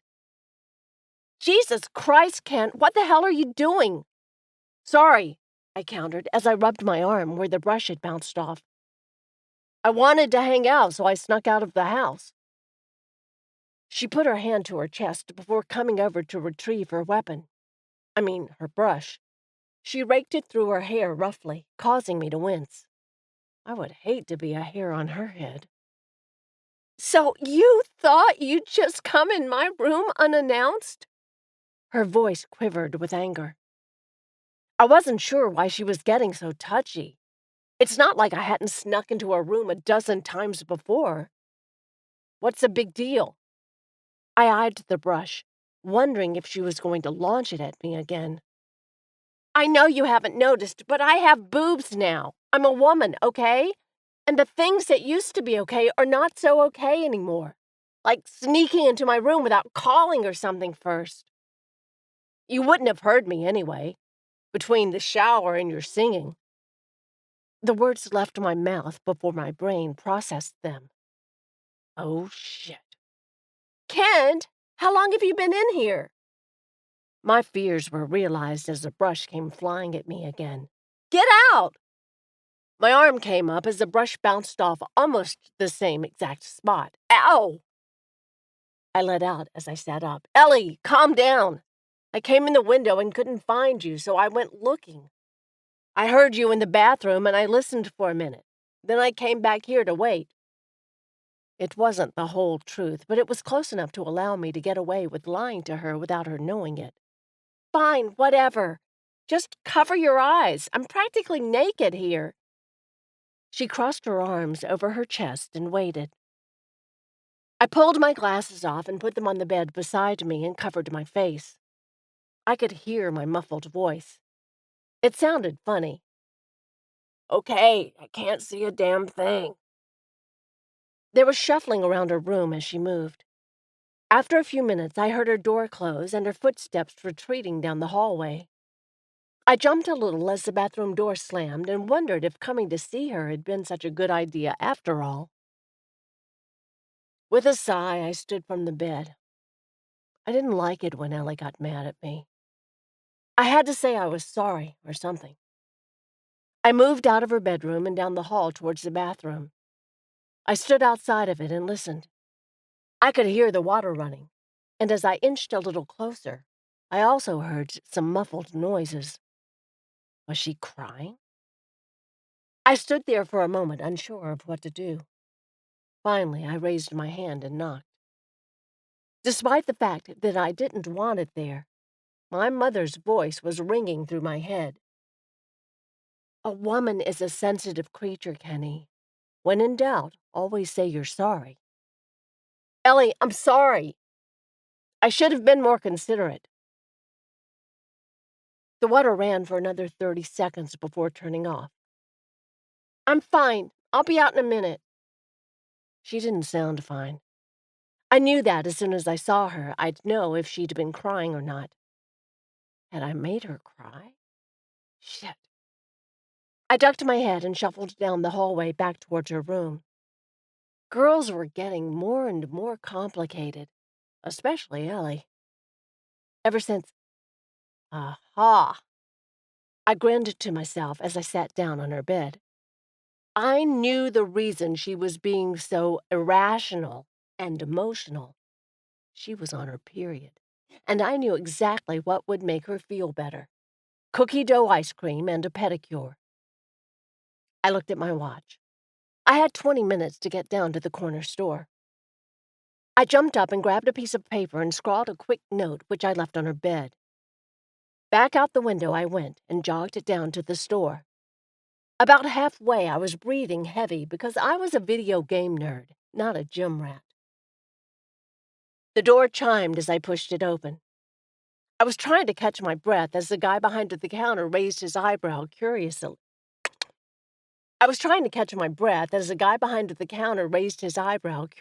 At me. I gave him a nod and coughed as I moved over to the freezer and grabbed a tub of cookie dough ice cream. I paid at the counter and my hand moved up to push the glasses up my nose. Now it made sense why things were blurry and I couldn't see. Duh, they were still on Elly's bed. I started to jog out of the store but ended up walking briskly not long after until I was back at her house. I'd used the window to leave, but now I moved to the front door and hit the doorbell. Just as the door opened, I heard a voice behind me that made me cringe. Kent Matthew Lytle, get your butt into this car right now or you'll be grounded for 3 more weeks. I groaned and turned back to look at the blurry figure in the doorway. Elly. I held out the ice cream and she took it. Sorry, I'm busted. Yeah, you better go. She looks pretty pissed. Her arm reached out and her fingers touched the back of my left hand. I have your glasses. Why did it feel like there were butterflies in my stomach? It's okay, just bring them tomorrow. I think it'll hurt less if I can't actually see the look on my mother's face. I held my breath as I felt her fingers on the front pocket of my jeans as she slipped my glasses in there. You can't go to school half blind. Don't crush them. Good night, Kent. Her fingers moved away as quickly as they'd come, and before I could respond, I heard the blaring of my mother's horn behind me. I saw the light fade as Elly closed the door, and I sighed. It was not going to be a pleasant car ride. Chapter 6. Elly. It was the first day of senior year, and everything was pretty much as it always was. And yet different. Kent and I were seniors this year, no longer on the bottom of the social ladder. Kent pulled his hatchback into a parking spot nearest to the parking lot exit. The car sputtered when he turned it off, and he got out first. He slammed the door, the creaking sound almost as bad as nails on a chalkboard.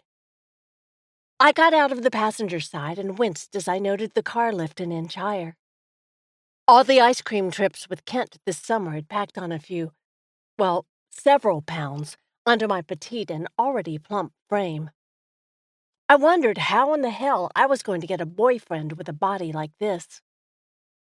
I pulled my black backpack onto my shoulder and heaved a heavy sigh as I scanned the lemmings, also known as my fellow students, making their way towards the open front doors as if today weren't the worst day of the year. Do we really have to go back in there? Kent swung his backpack onto his shoulder and held onto the strap as he chuckled at me. Yeah, Elle, we do. Unless you want to get us both grounded. Again. I grumbled to myself as we started the slow walk towards the front door, like all the other sleep-deprived kids. Kent was walking slightly in front of me, and I saw the car with the out-of-state plates barreling towards him, and he seemed not to notice. I gasped and grabbed his backpack, yanking with all my might. He stumbled backwards and the car's tires screeched as it realized too late it was about to hit a human being. My eyes moved over Kent to make sure he was still in one piece, and then turned to the car. The first thing I noticed were the black Doc Marten boots, new shoes shiny. My eyes moved up supermodel-length legs, barely covered by a short Easter pink pleated skirt. Her midriff was showing just enough for people to witness that she was cool enough for a navel piercing. Her white lacy top was covered with a light pink jean sleeveless vest. Instantly, I wanted to hate her. She was everything I wasn't. She rushed over to Kent and put her pretty fingers on Kent's bicep as her eyes scanned his thin body. "Oh my God, are you all right?" Her voice was sweet and had a southern twang. I hated her even more, but tried to stamp down those feelings as I watched the scene unfolding before me. Kent's cheeks were pink, flushed from his near-death experience or the girl contact, I wasn't sure. He stammered slightly. His voice had stopped squeaking a couple of summers ago, and it was now a deep baritone, and it made me nearly melt almost every time he spoke. Yeah, I'm fine." She nodded, and her golden blonde locks bounced. "Okay, good. I'm so sorry about that. I was too busy looking for a parking spot. This is not the right way to start off at a new school." She turned her sapphire eyes on me and gave me a seemingly genuine smile. I felt my lips returning it, even though I still felt that hot burn of jealousy deep in my gut. She needed to get her claws off of my Kent. "I'm Jen Derby. I just moved here from Georgia with my parents." Obviously. Why else would she be here trying to work her girly charms on Kent? It left me wondering, though, if she'd moved here because she'd had face alterations. Maybe a nose job. It was probably wishful thinking on my part. "I'm Elly, and this is Kent. Are you a senior too?" I bit the inside of my cheek as I kept my eyes on her pretty face. "Yeah." She smiled sweetly, her voice pumped with natural glee. "Cool. Well, maybe we'll have a class together. You should go or you're going to be late to homeroom. I think there's some spots still open at the end of this row. If not, you'll have to park in the grass." I looked her over once more, searching for any imperfection I could. There were none. She waved and rushed back to her brand-new candy apple red convertible. I scoffed when she was out of earshot and snuck a glance at Kent, now that the imminent threat was gone. His hands were shaking slightly, no doubt from his near brush with death, and his cheeks were still pink. His eyes were trained on Jen, watching her car as it pulled away. I nudged him with my elbow to break his weird trance thing, and he brusquely responded as he looked towards the door. "We better go or we'll be late." I took in the scene of bustling bodies in front of us. "Yeah," I said, in my best flat I don't want to be here tone. We'd gotten our schedules a couple of weeks ago, and were pleased to discover that we had the same homeroom this year. As we got closer to the classroom, I spotted Frank, who made it his mission in life to torture Kent, and Megan, an old friend of mine who decided to unfriend me once it was uncool to hang out with people who weren't popular. They were locking lips against the lockers. I laughed as he groped her breast openly. They deserve each other. I made sure I spoke low so that only Kent would be privy to our conversation. I didn't need to stir up any more trouble for either of us. It wouldn't be good to start the new school year off by getting Kent a shiner. Seeing Frank and Megan, I wondered if that would ever be me and Kent. Would he ever see me as a girl? An irresistible girl? "When am I going to see you sucking face in the hallway?" I playfully asked the question, definitely not expecting a response. Kent's dark eyes moved over Frank and Megan. A smirk moved over his lips as his eyes shifted away from them. His steps quickened just a little to move by them a little faster, not wanting to give Frank time to notice him, should he feel the need to unleash his inner bully. "What?" he said softly as he turned his head just a little to view me. "There are some things that should just be done away from prying eyes." Nervously, he chewed on his bottom lip as he answered my question, though not really. Did he mean that he already had a girl he'd been kissing? Was I the prying eyes? Or was his mother? Or were we both? My mind was reeling, but I decided to try to lighten the mood. Yes, they definitely should. I've tried for the past few weeks to get that image out of my head. I was, of course, referring to walking in on him while he was practicing. Come on, Elly. If the door's shut, you're supposed to knock. A group of people we passed laughed, overhearing Kent. Kent's cheeks turned that familiar bright red.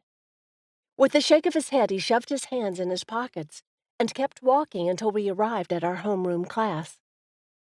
I grinned a little. He was so adorable when he blushed. It took all I had in me not to grab him and pull him against the lockers and do what Frank and Megan were busy doing behind us, and forget school, and our moms, and that new girl, Jen. Especially her. I cleared my throat and my dirty mind. I learned my lesson. I will never go into your room ever again without knocking. I took a seat near the back of the class and waited for Kent to pick his spot. He sat down beside me and placed his bag beside the desk and pulled out his crisp notebook. The classroom was alive with fellow seniors discussing their summer vacations, who they were dating, and the coolest first day of school outfit they'd seen thus far. I was proud that I wasn't the topic of any of the conversation I'd overheard. Last year, some girls had been talking about my newfound goth style. It had stung, but I'd gotten over it. I'd had the only friend I'd really needed, and I still did. I smiled at Kent before I turned around and flipped my notebook open and dated the top corner of the page. I glanced at Kent again, who'd taken a breath to speak, but hadn't spoken yet. He was staring at something at the front of the class. I followed his gaze and felt my heart stutter as my best friend and high school crush ogled the new girl, probably undressing her with his eyes. I looked down before Jen caught me looking too and started to doodle on my paper. Avoiding the situation would surely make it go away, right? Wrong. Jen had more than just Kent's attention. A good number of the guys had turned to the front of the room to look. Some were urged by others. I glanced up briefly, just in time to see a perfectly manicured hand rise and push some golden locks behind her diamond-studded ear, as her round mascara-enhanced eyes glanced around the classroom. You could feel the buzz in the air as everyone waited, especially the male population, to see where Jen was going to claim her territory. I thought I heard, "Don't sit with us," from Kent under his breath, but it was probably just my overactive imagination, combined with wishful thinking.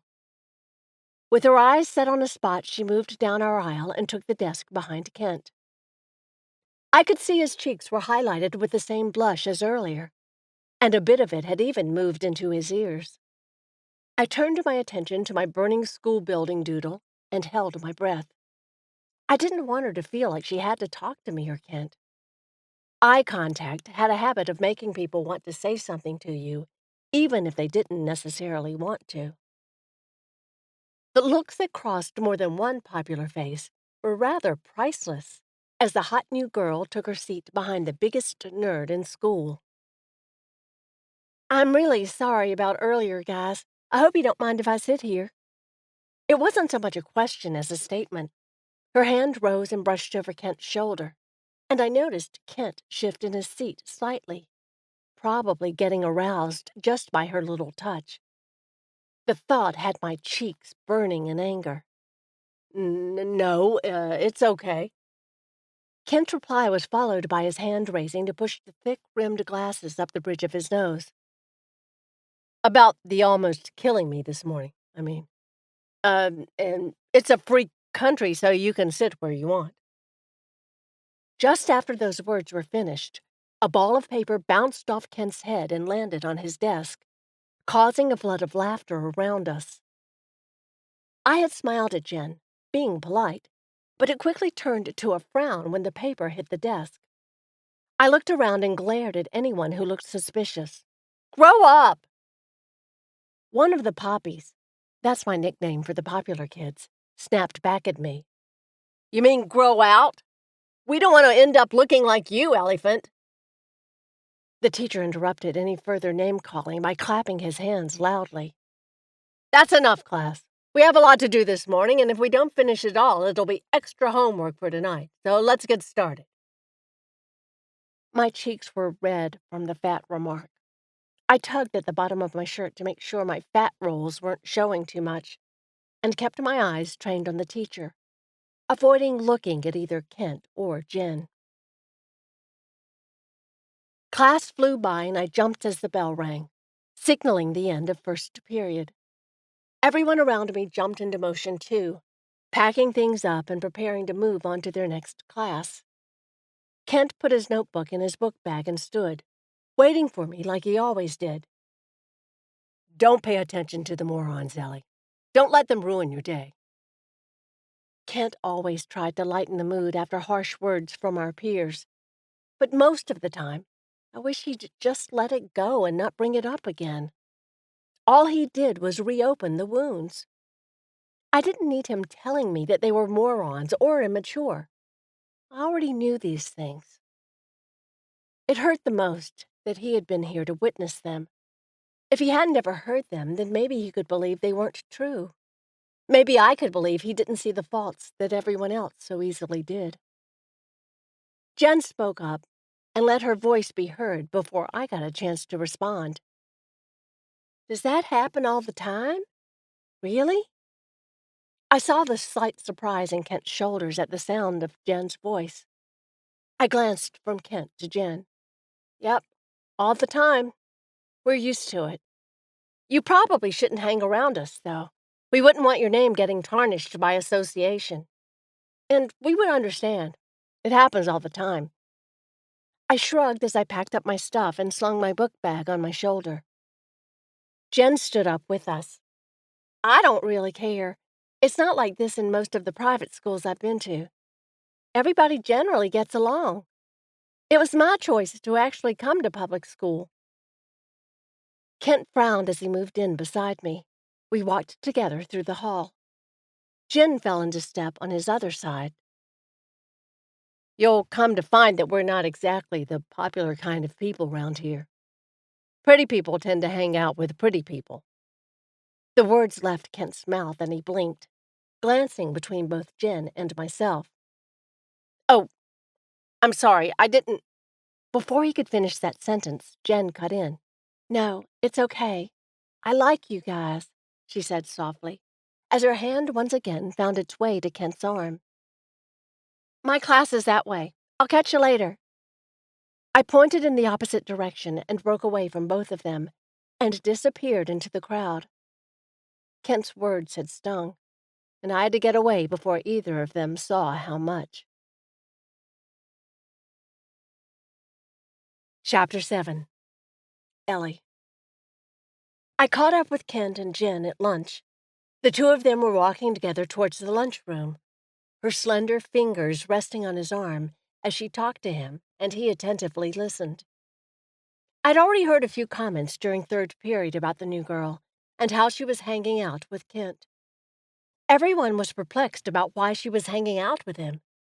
They gossiped, wondering if he had a big penis, if his mom had recently come into lots of money. They wondered if they were cousins. Most people didn't understand. In truth, it was kind of odd, and left me wondering what Jen was up to and why she was hanging out with us.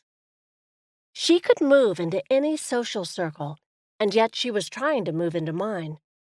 I didn't trust her, and not because she was pretty, although that wasn't helping.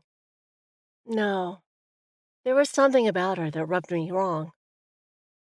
I stayed behind them a few feet so I could eavesdrop without being noticed. Jen was telling Kent about the large house they'd moved into. It was the one that Kent and I had fantasized about buying together. We said we would turn it into an awesome hangout pad stocked with every video game known to man. We'd also make sure we had a butler, a maid, and a pantry stockpiled with Twizzlers and Mountain Dew. It was always assumed it was big inside because we'd only ever seen the outside. According to Jen, our assumptions were correct.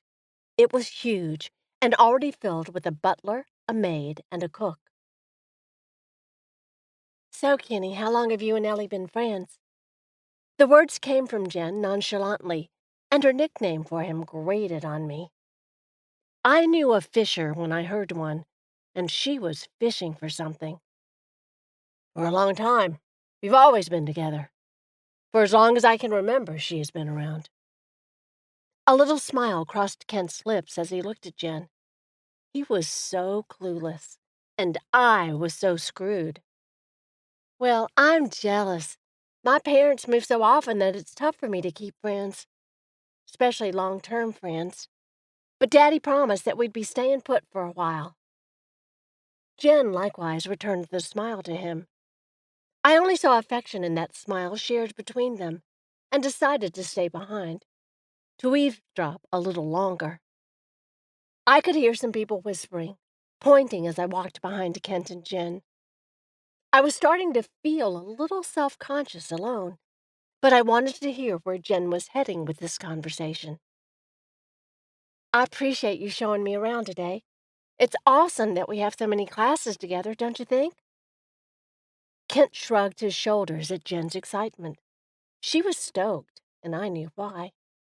She wanted my best friend in a non-platonic way, and she probably had the balls to get him. I don't mind. I remember when I first got here. Elly and I were lost a good bit, and it took us a good month to find everything. Jen did her annoying head nod. So, did you want to actually see the inside of the house?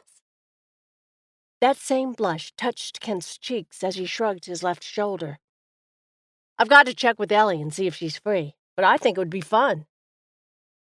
For just a second, I caught the start of a frown on Jen's lips, but soon it passed off to a large smile with those perfectly white, straight teeth. I wouldn't give her the chance to take up any more of his time today. I smiled to myself as I stepped forward to break up their cozy convo, tapping Kent on his left shoulder. Hey, you two, what's up? I pushed aside the jealousy I'd been feeling momentarily and smiled softly. Elly, Kent exclaimed with a smile. Jen and her family moved into the large house on Claremont. She's invited us over to see the inside. Kent seemed really excited about the whole ordeal. I glanced at Jen to confirm the invitation. Oh? Jen returned the smile and shrugged, nodding. It's the least I can do. I looked back to Kent and smiled, his enthusiasm rubbing off on me. Then we should definitely go. Sweet! I can't wait. He was all smiles now as we walked towards the lunch line, which had grown rather large. How was your second period, Elly? Mrs. Blair's just as boring and old as always. I almost fell asleep twice, but Jen woke me up so I didn't get in trouble. He chuckled as she laughed. Great. They already had inside jokes and shared experiences. I felt my gut twist tightly. I felt the impending doom closing in on me. This was the beginning of the end, wasn't it? I shrugged. It was Jim. You know how much I love Jim. I looked at Jen to see if she was holding back a teasing remark, but if she was, it didn't show. Hey, about later, I can give you guys a ride in the convertible. It's so nice outside. Kent looked at me for approval and gave a shrug of his shoulders.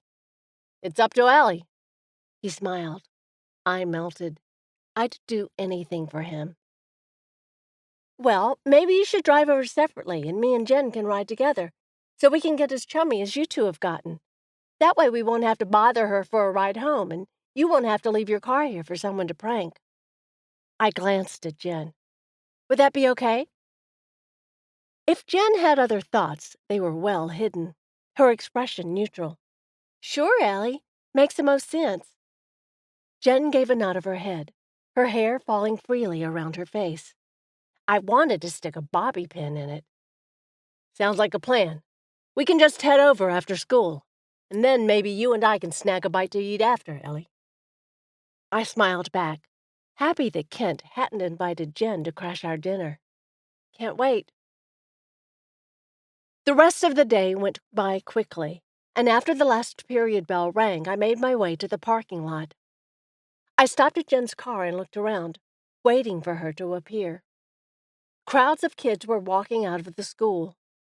Kent and Jen were walking together. They seemed rather cozy.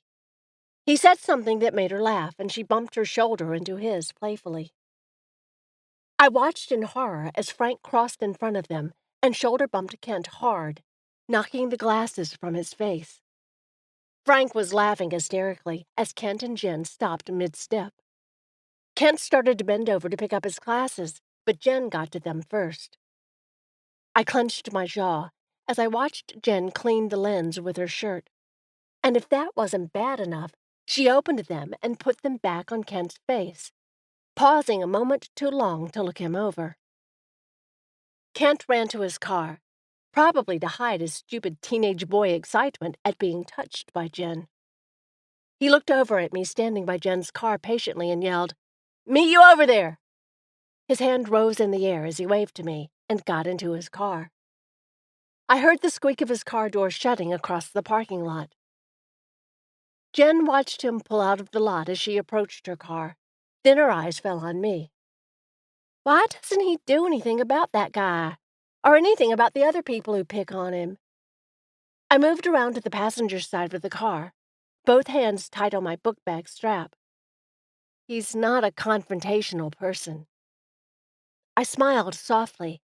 I couldn't help but do that when I thought of him. Jen studied me for a long moment, as if she'd noticed something. But instead of speaking about it, she just opened her door and unlocked the car so I could get in. After she started the car, the top slowly moved down. "So you and Kent haven't—" I got in, hoping she didn't notice her car dip under my weight, and put my book bag between my feet. I secretly said a prayer as I pulled the seatbelt across my body. When it dawned on me what Jen was saying, I blushed. "What? With Kent? No!" I shook my head furiously, hands up in the air in defense. No, we're just friends. He doesn't like me like that." I looked at Jen, the blush still warm on my cheeks. "I've never done that. Never even kissed a boy. Who would I kiss, really? How about you?" A sly little smile played along her lips as a finger raised to twirl one of those golden locks. "I've kissed boys before, and then some." She put the car into gear finally and backed out. As we drove, the wind flew over us, making it impossible to talk. We finally arrived at her mansion and saw Kent sitting in his car on the street in front of the house. He didn't look happy, nor did the police officer who was standing at his window. "Uh-oh," I said quietly. I turned around in the seat to stare at Kent as we passed by. Jen parked the car in the driveway and gracefully got out, leaving me in the car, making me feel as inconsequential as her bag in the back. She approached the police officer and offered him a sugary sweet smile. "Excuse me, sir, is there a problem?" The officer turned to Jen. His eyes regarded her underage body quickly. "We caught this young man loitering outside this house. We ran his plates and he's not registered in this neighborhood." Kent looked extremely displeased inside his car. Jen laughed, the sound thick like honey. "No, sir. These are my friends, and I invited them over to see the house. My parents and I just moved here. My father is Dr. Derby." With a nod of his head, the police officer addressed her. "All right, ma'am. If you're sure there isn't any trouble, then we'll get back on patrol." Jen shook her head. No trouble, officer. Thank you." She lightly touched the officer on the arm and gave him a warm smile. As I watched, I recognized that Jen was used to getting what she wanted, and a part of me had a very bad feeling that what she wanted was Kent. "Uh-oh," I said quietly again. I grabbed my bag and headed towards the commotion. I opened Kent's car door, throwing my book bag in there so I wouldn't forget it later. Man, I wish I had a camera so I could take a picture and send it to Mama Lytell. I was grinning as I came around to witness Kent and the police officer. I made a frame with my fingers and then made a camera shutter noise. Very funny, Elly. I'd be grounded for a week even if I didn't get arrested by the cops. The frown was hanging on his lips as he got out of the car. Jen waved as the police officer got into his cruiser and left. Kent was scratching at the wild chocolate-brown mop of hair on his head. I waved him off, trying to wipe away his bad mood. Such a sourpuss. Perk up, Kent. We're at our future nerdy palace. I grinned at him and smiled sweetly to Jen, trying to show her that I was not an opponent, as she wrapped her fingers around Kent's hand and pulled him up the driveway. Because I knew from experience that the prettier the high school girl, the more vicious they were. Chapter 8. Elly. Jen had been getting too close. She'd had her paws all over Kent every time I turned around. It was so annoying. Doesn't she know that he isn't into girls like her? Is he? Yeah, he probably is. Ugh, stop it, Elly. I looked at my reflection in the mirror and shook my head. Was this really the outfit that was going to get Kent to say yes to being my boyfriend? I closed my eyes tightly and took a deep breath. Oh my God, this was crazy. This is the craziest idea you've ever had, Elly Palmer. I yelled at myself, and it only made me want to cry. No, I was going to do this, and tonight was a perfect night. I would just do it right away as soon as I saw him. Yeah. I put the finishing touches on my lips and then left my room. My mom was in the living room and stopped me just before my hand opened the door. Elly, don't stay out too late. I know, Mom. Midnight. Like Cinderella. I'll be back on time, I promise. She smiled a half smile as she looked back at her magazine in her hands. I know you will. You're an angel. I wasn't sure I'd go that far. Okay, weirdo. Love you, Mom. Love you, too. You look nice. Tell Kent happy birthday for me. I felt my cheeks blaze up. I was obvious. I ripped open the door and yelled over my shoulder. Okay, I will. As soon as I was on the sidewalk, I let out a deep breath. You can do this, Elly. You can do this. Kent was on time as usual as he pulled up beside my house. I ran down the hill and then remembered that it was the night and slowed down. I opened the car door and got in. I looked across the distance of the car at him. He was smiling, inching his glasses back into place with his pointer finger. So adorable. It was do or die. I had to make my move. I leaned over and wrapped my arms around him, my lips going to his just before he turned his face and gave me his cheek. Burn. Okay, maybe I just needed to say something. I cleared my throat as I sat back in my seat. He put the car in drive and started off onto the dimly lit streets. Happy birthday, I said. Smooth, Elly. He grinned. Thanks, Els. Ready for burger heaven? You bet I am. I smiled as I took the opportunity to take him in. He was dressed in a faded t-shirt and jeans. He hadn't dressed up, that was for sure. But his hair was still damp, and I could faintly smell something spicy and clean coming from his general direction. Good, I'm starving. Did you bring your appetite, or did you leave it at home like you did on your birthday? Don't worry, I brought it. Kent? I swallowed hard. Just say it, Elly. Kent, I like you. I want to be your girlfriend. We should be more than friends. Say it. He looked at me, the same grin taunting me. Yeah? I, He was studying me, and it was making me extremely uncomfortable. I gasped and put my hand on the dashboard as a red light quickly approached. Red light! Red light! He stomped on the brake. The car stopped just in time. The mom that was crossing the street with her two young children glared in our general direction. I looked at Kent, who was now sweating a little, and exhaled loudly. That was close. Yeah. Don't know what's gotten into me. I should have been watching the road. Instead of me? He's right. Why was he watching me? Did he know what I was going to say? You better quit staring at me or people will get the wrong idea. He laughed and shook his head. Nope, that would never happen. Everyone knows I have the coolest best friend in the world, and that's you.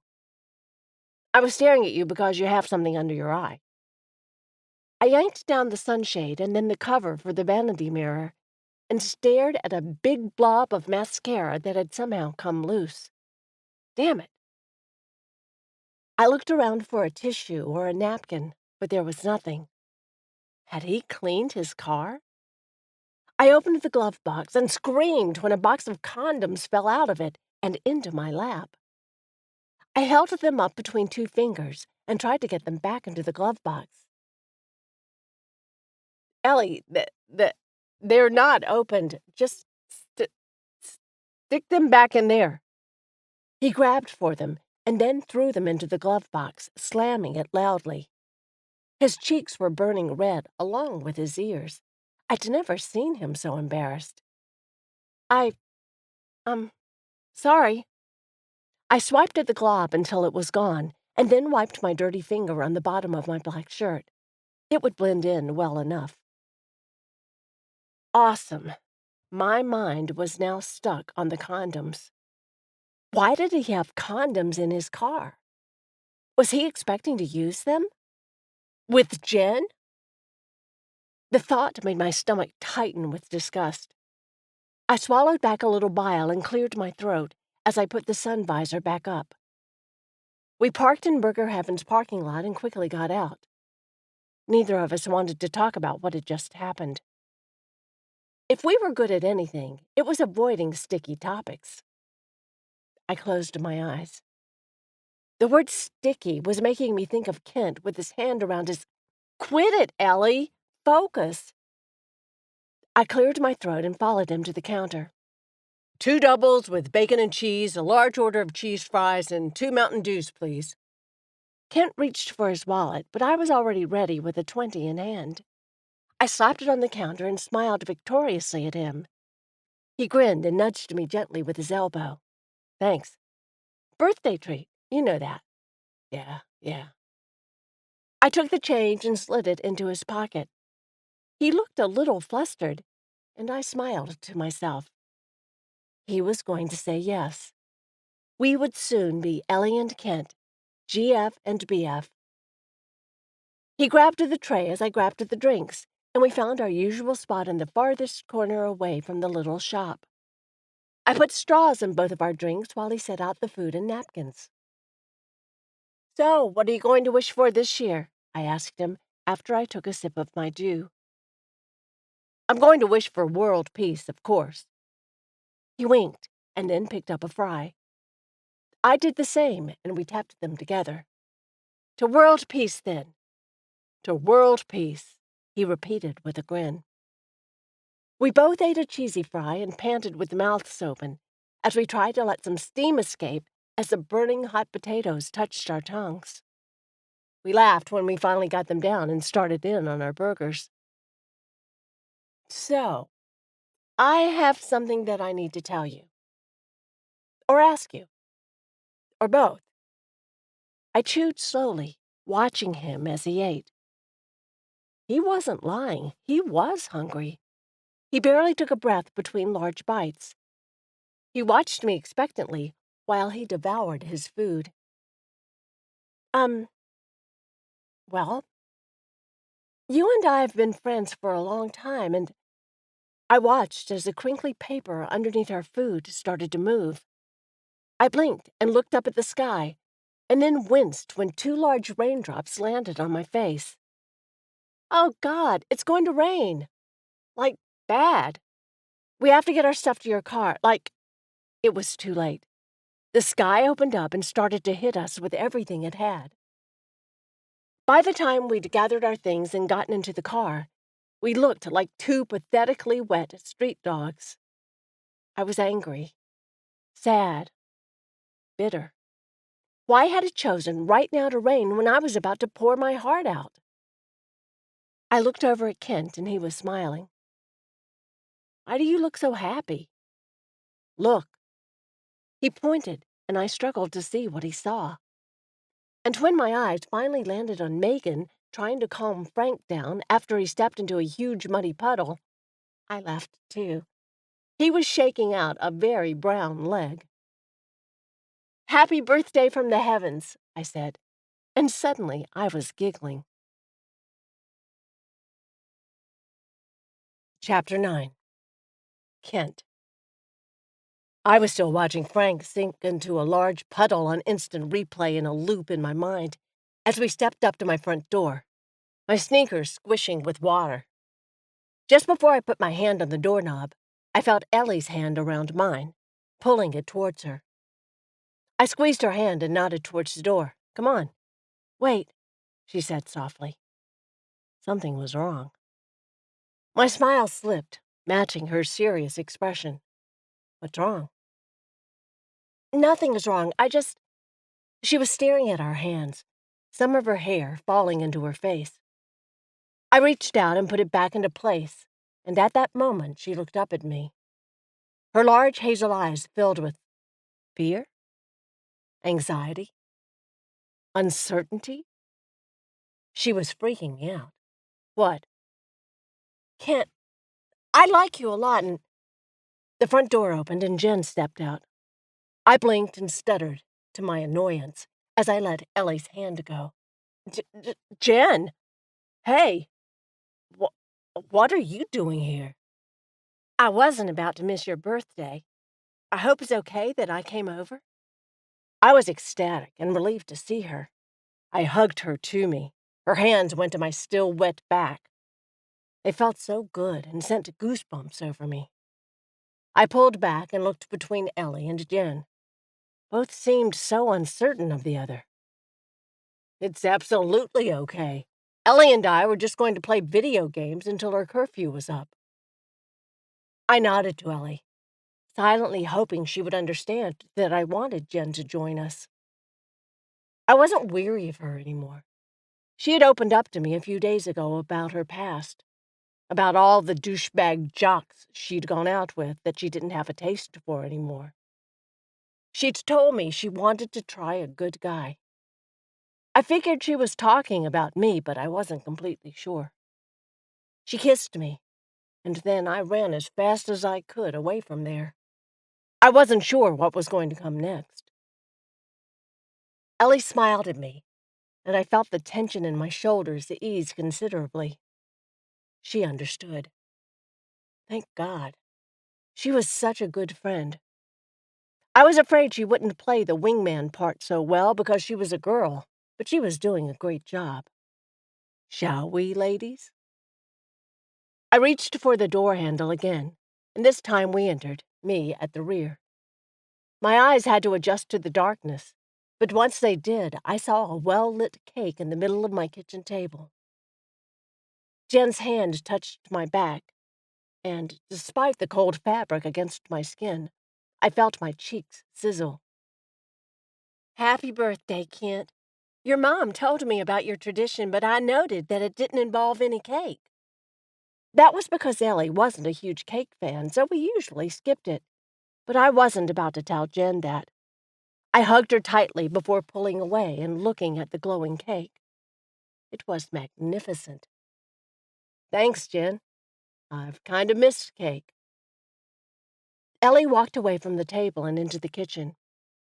If the set of her shoulders was any indication, she was pissed. Shit. 1 minute, Jen. I jogged into the kitchen just in time to save my mom's dishes from Elly's anger. I wrenched them free and placed them onto the counter. Whoa, hey there. What's wrong with you? Nothing, she said, too softly. She wasn't looking at me, and I knew that meant that she was definitely mad about something. Avoidance was her go-to. I grabbed her hands and tried to stop her, but she forcefully pulled her hands from mine. Don't, she spat. I frowned as I stared at her fiery eyes. What was her problem? Don't try to figure out what's wrong with you. I'm just trying to have a nice birthday, Elly. I'd like you to be a part of it, but not like this. She looked at me, determination and hurt in her eyes, staring at me, punching me in the gut. I'm sorry that I've ruined all your birthdays because I can't bake a cake and never had extra money laying around to buy one. And I'm sorry that our evening was going to suck, but I'm glad it's not anymore because Jen is here to save it. Oh, so she was jealous of Jen. Because I was giving attention to Jen? Probably I'd spoken too soon about the wingman thing. Shit. Elly, come on. I didn't mean it like that. And what was I going to do? Tell her to go away? Her eyes were on mine, searching, and finally she looked away and shook her head. No, you wouldn't do that. I'm sorry. I'll try to be in a better mood. Go ahead and start on the cake. I'll be right back. I watched her leave the kitchen without acknowledgement from me and rolled my eyes. She always had a bit of a flair for the dramatic. Jen and I were becoming friends, and Elly needed to get used to that because I didn't see it going away anytime soon. At least I hoped it wouldn't. I took the plates into the dining room just as Jen was grabbing her purse. Her eyes met mine, and my gut clenched tightly. Where are you going?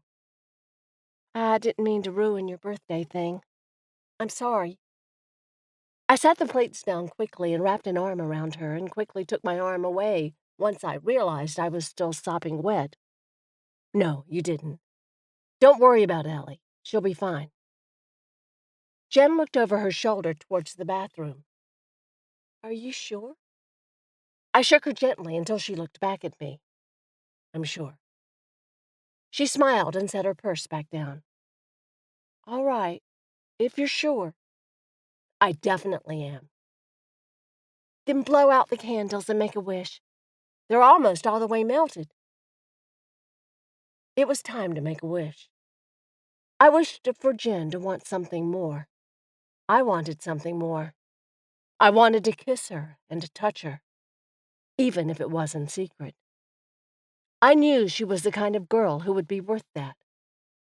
I bent over and blew out the candles in one easy breath, and then stood back up and smiled at her. Make your wish? She asked, eyebrow raised with grinning lips. I nodded once. Yeah. So, are you going to ask me? Or are you going to make me ask you? I pushed my glasses up my nose after I'd stared at our shoes for a moment. Was she talking about what I think she was talking about? What if she was talking about helping her with trig homework or taking her to a football game or something? I was 18 now. Do or die. Will you go on a date with me tomorrow night? I'd never seen her smile so big as she wrapped her arms around me and hugged me tightly. She squealed lightly, yes, and then she pulled back and stared up into my eyes. Hers were so blue I wanted to swim in them, and I forgot about everything. Kent, I have to go. I'm not feeling so well, and I'm all wet. Elly's voice cut through our moment, and out of instinct, as if I were doing something terribly wrong or taboo, I pushed Jen away from me and rubbed the back of my neck with my hand. My cheeks were on fire. I knew it. Okay. Let me give you a ride home? No, that's okay. You're busy and stuff. I'll just walk. No, you're not feeling well, and it's raining. I'll take you home. It's my birthday, and what I say goes. She at least had the decency to look humbled. All right. I looked at Jen, and then at Elly, and then back at Jen. What was I going to do with Jen? Do you want to come along or wait here? I'll just wait here. She smiled, and my heart skipped a few beats. I couldn't wait to get back and see what was going to happen between us. I grabbed my keys and then headed for the front door, opening it so Elly could go through first. All right, I'll be right back. Once we were in my car, I turned to Elly.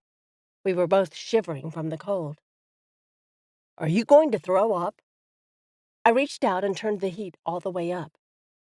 There was a pause as she rubbed each fingernail on her left hand.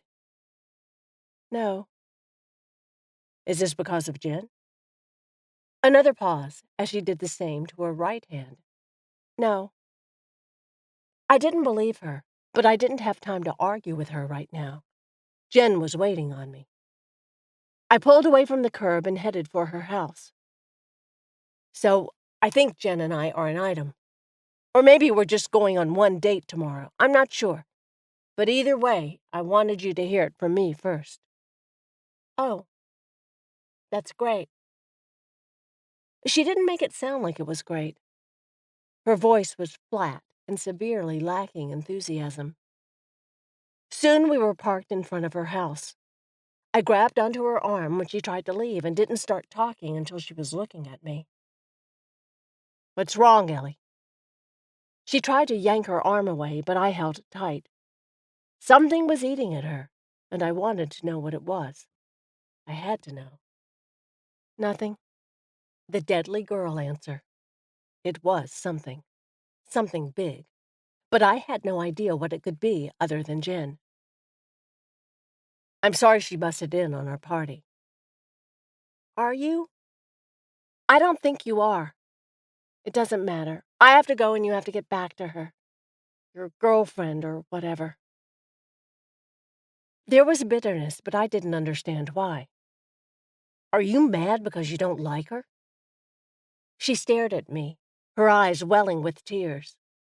Shit, not my intention. What the hell was going on? Elly, don't cry. My mistake was in letting go of her arm because as soon as I did, she ran away.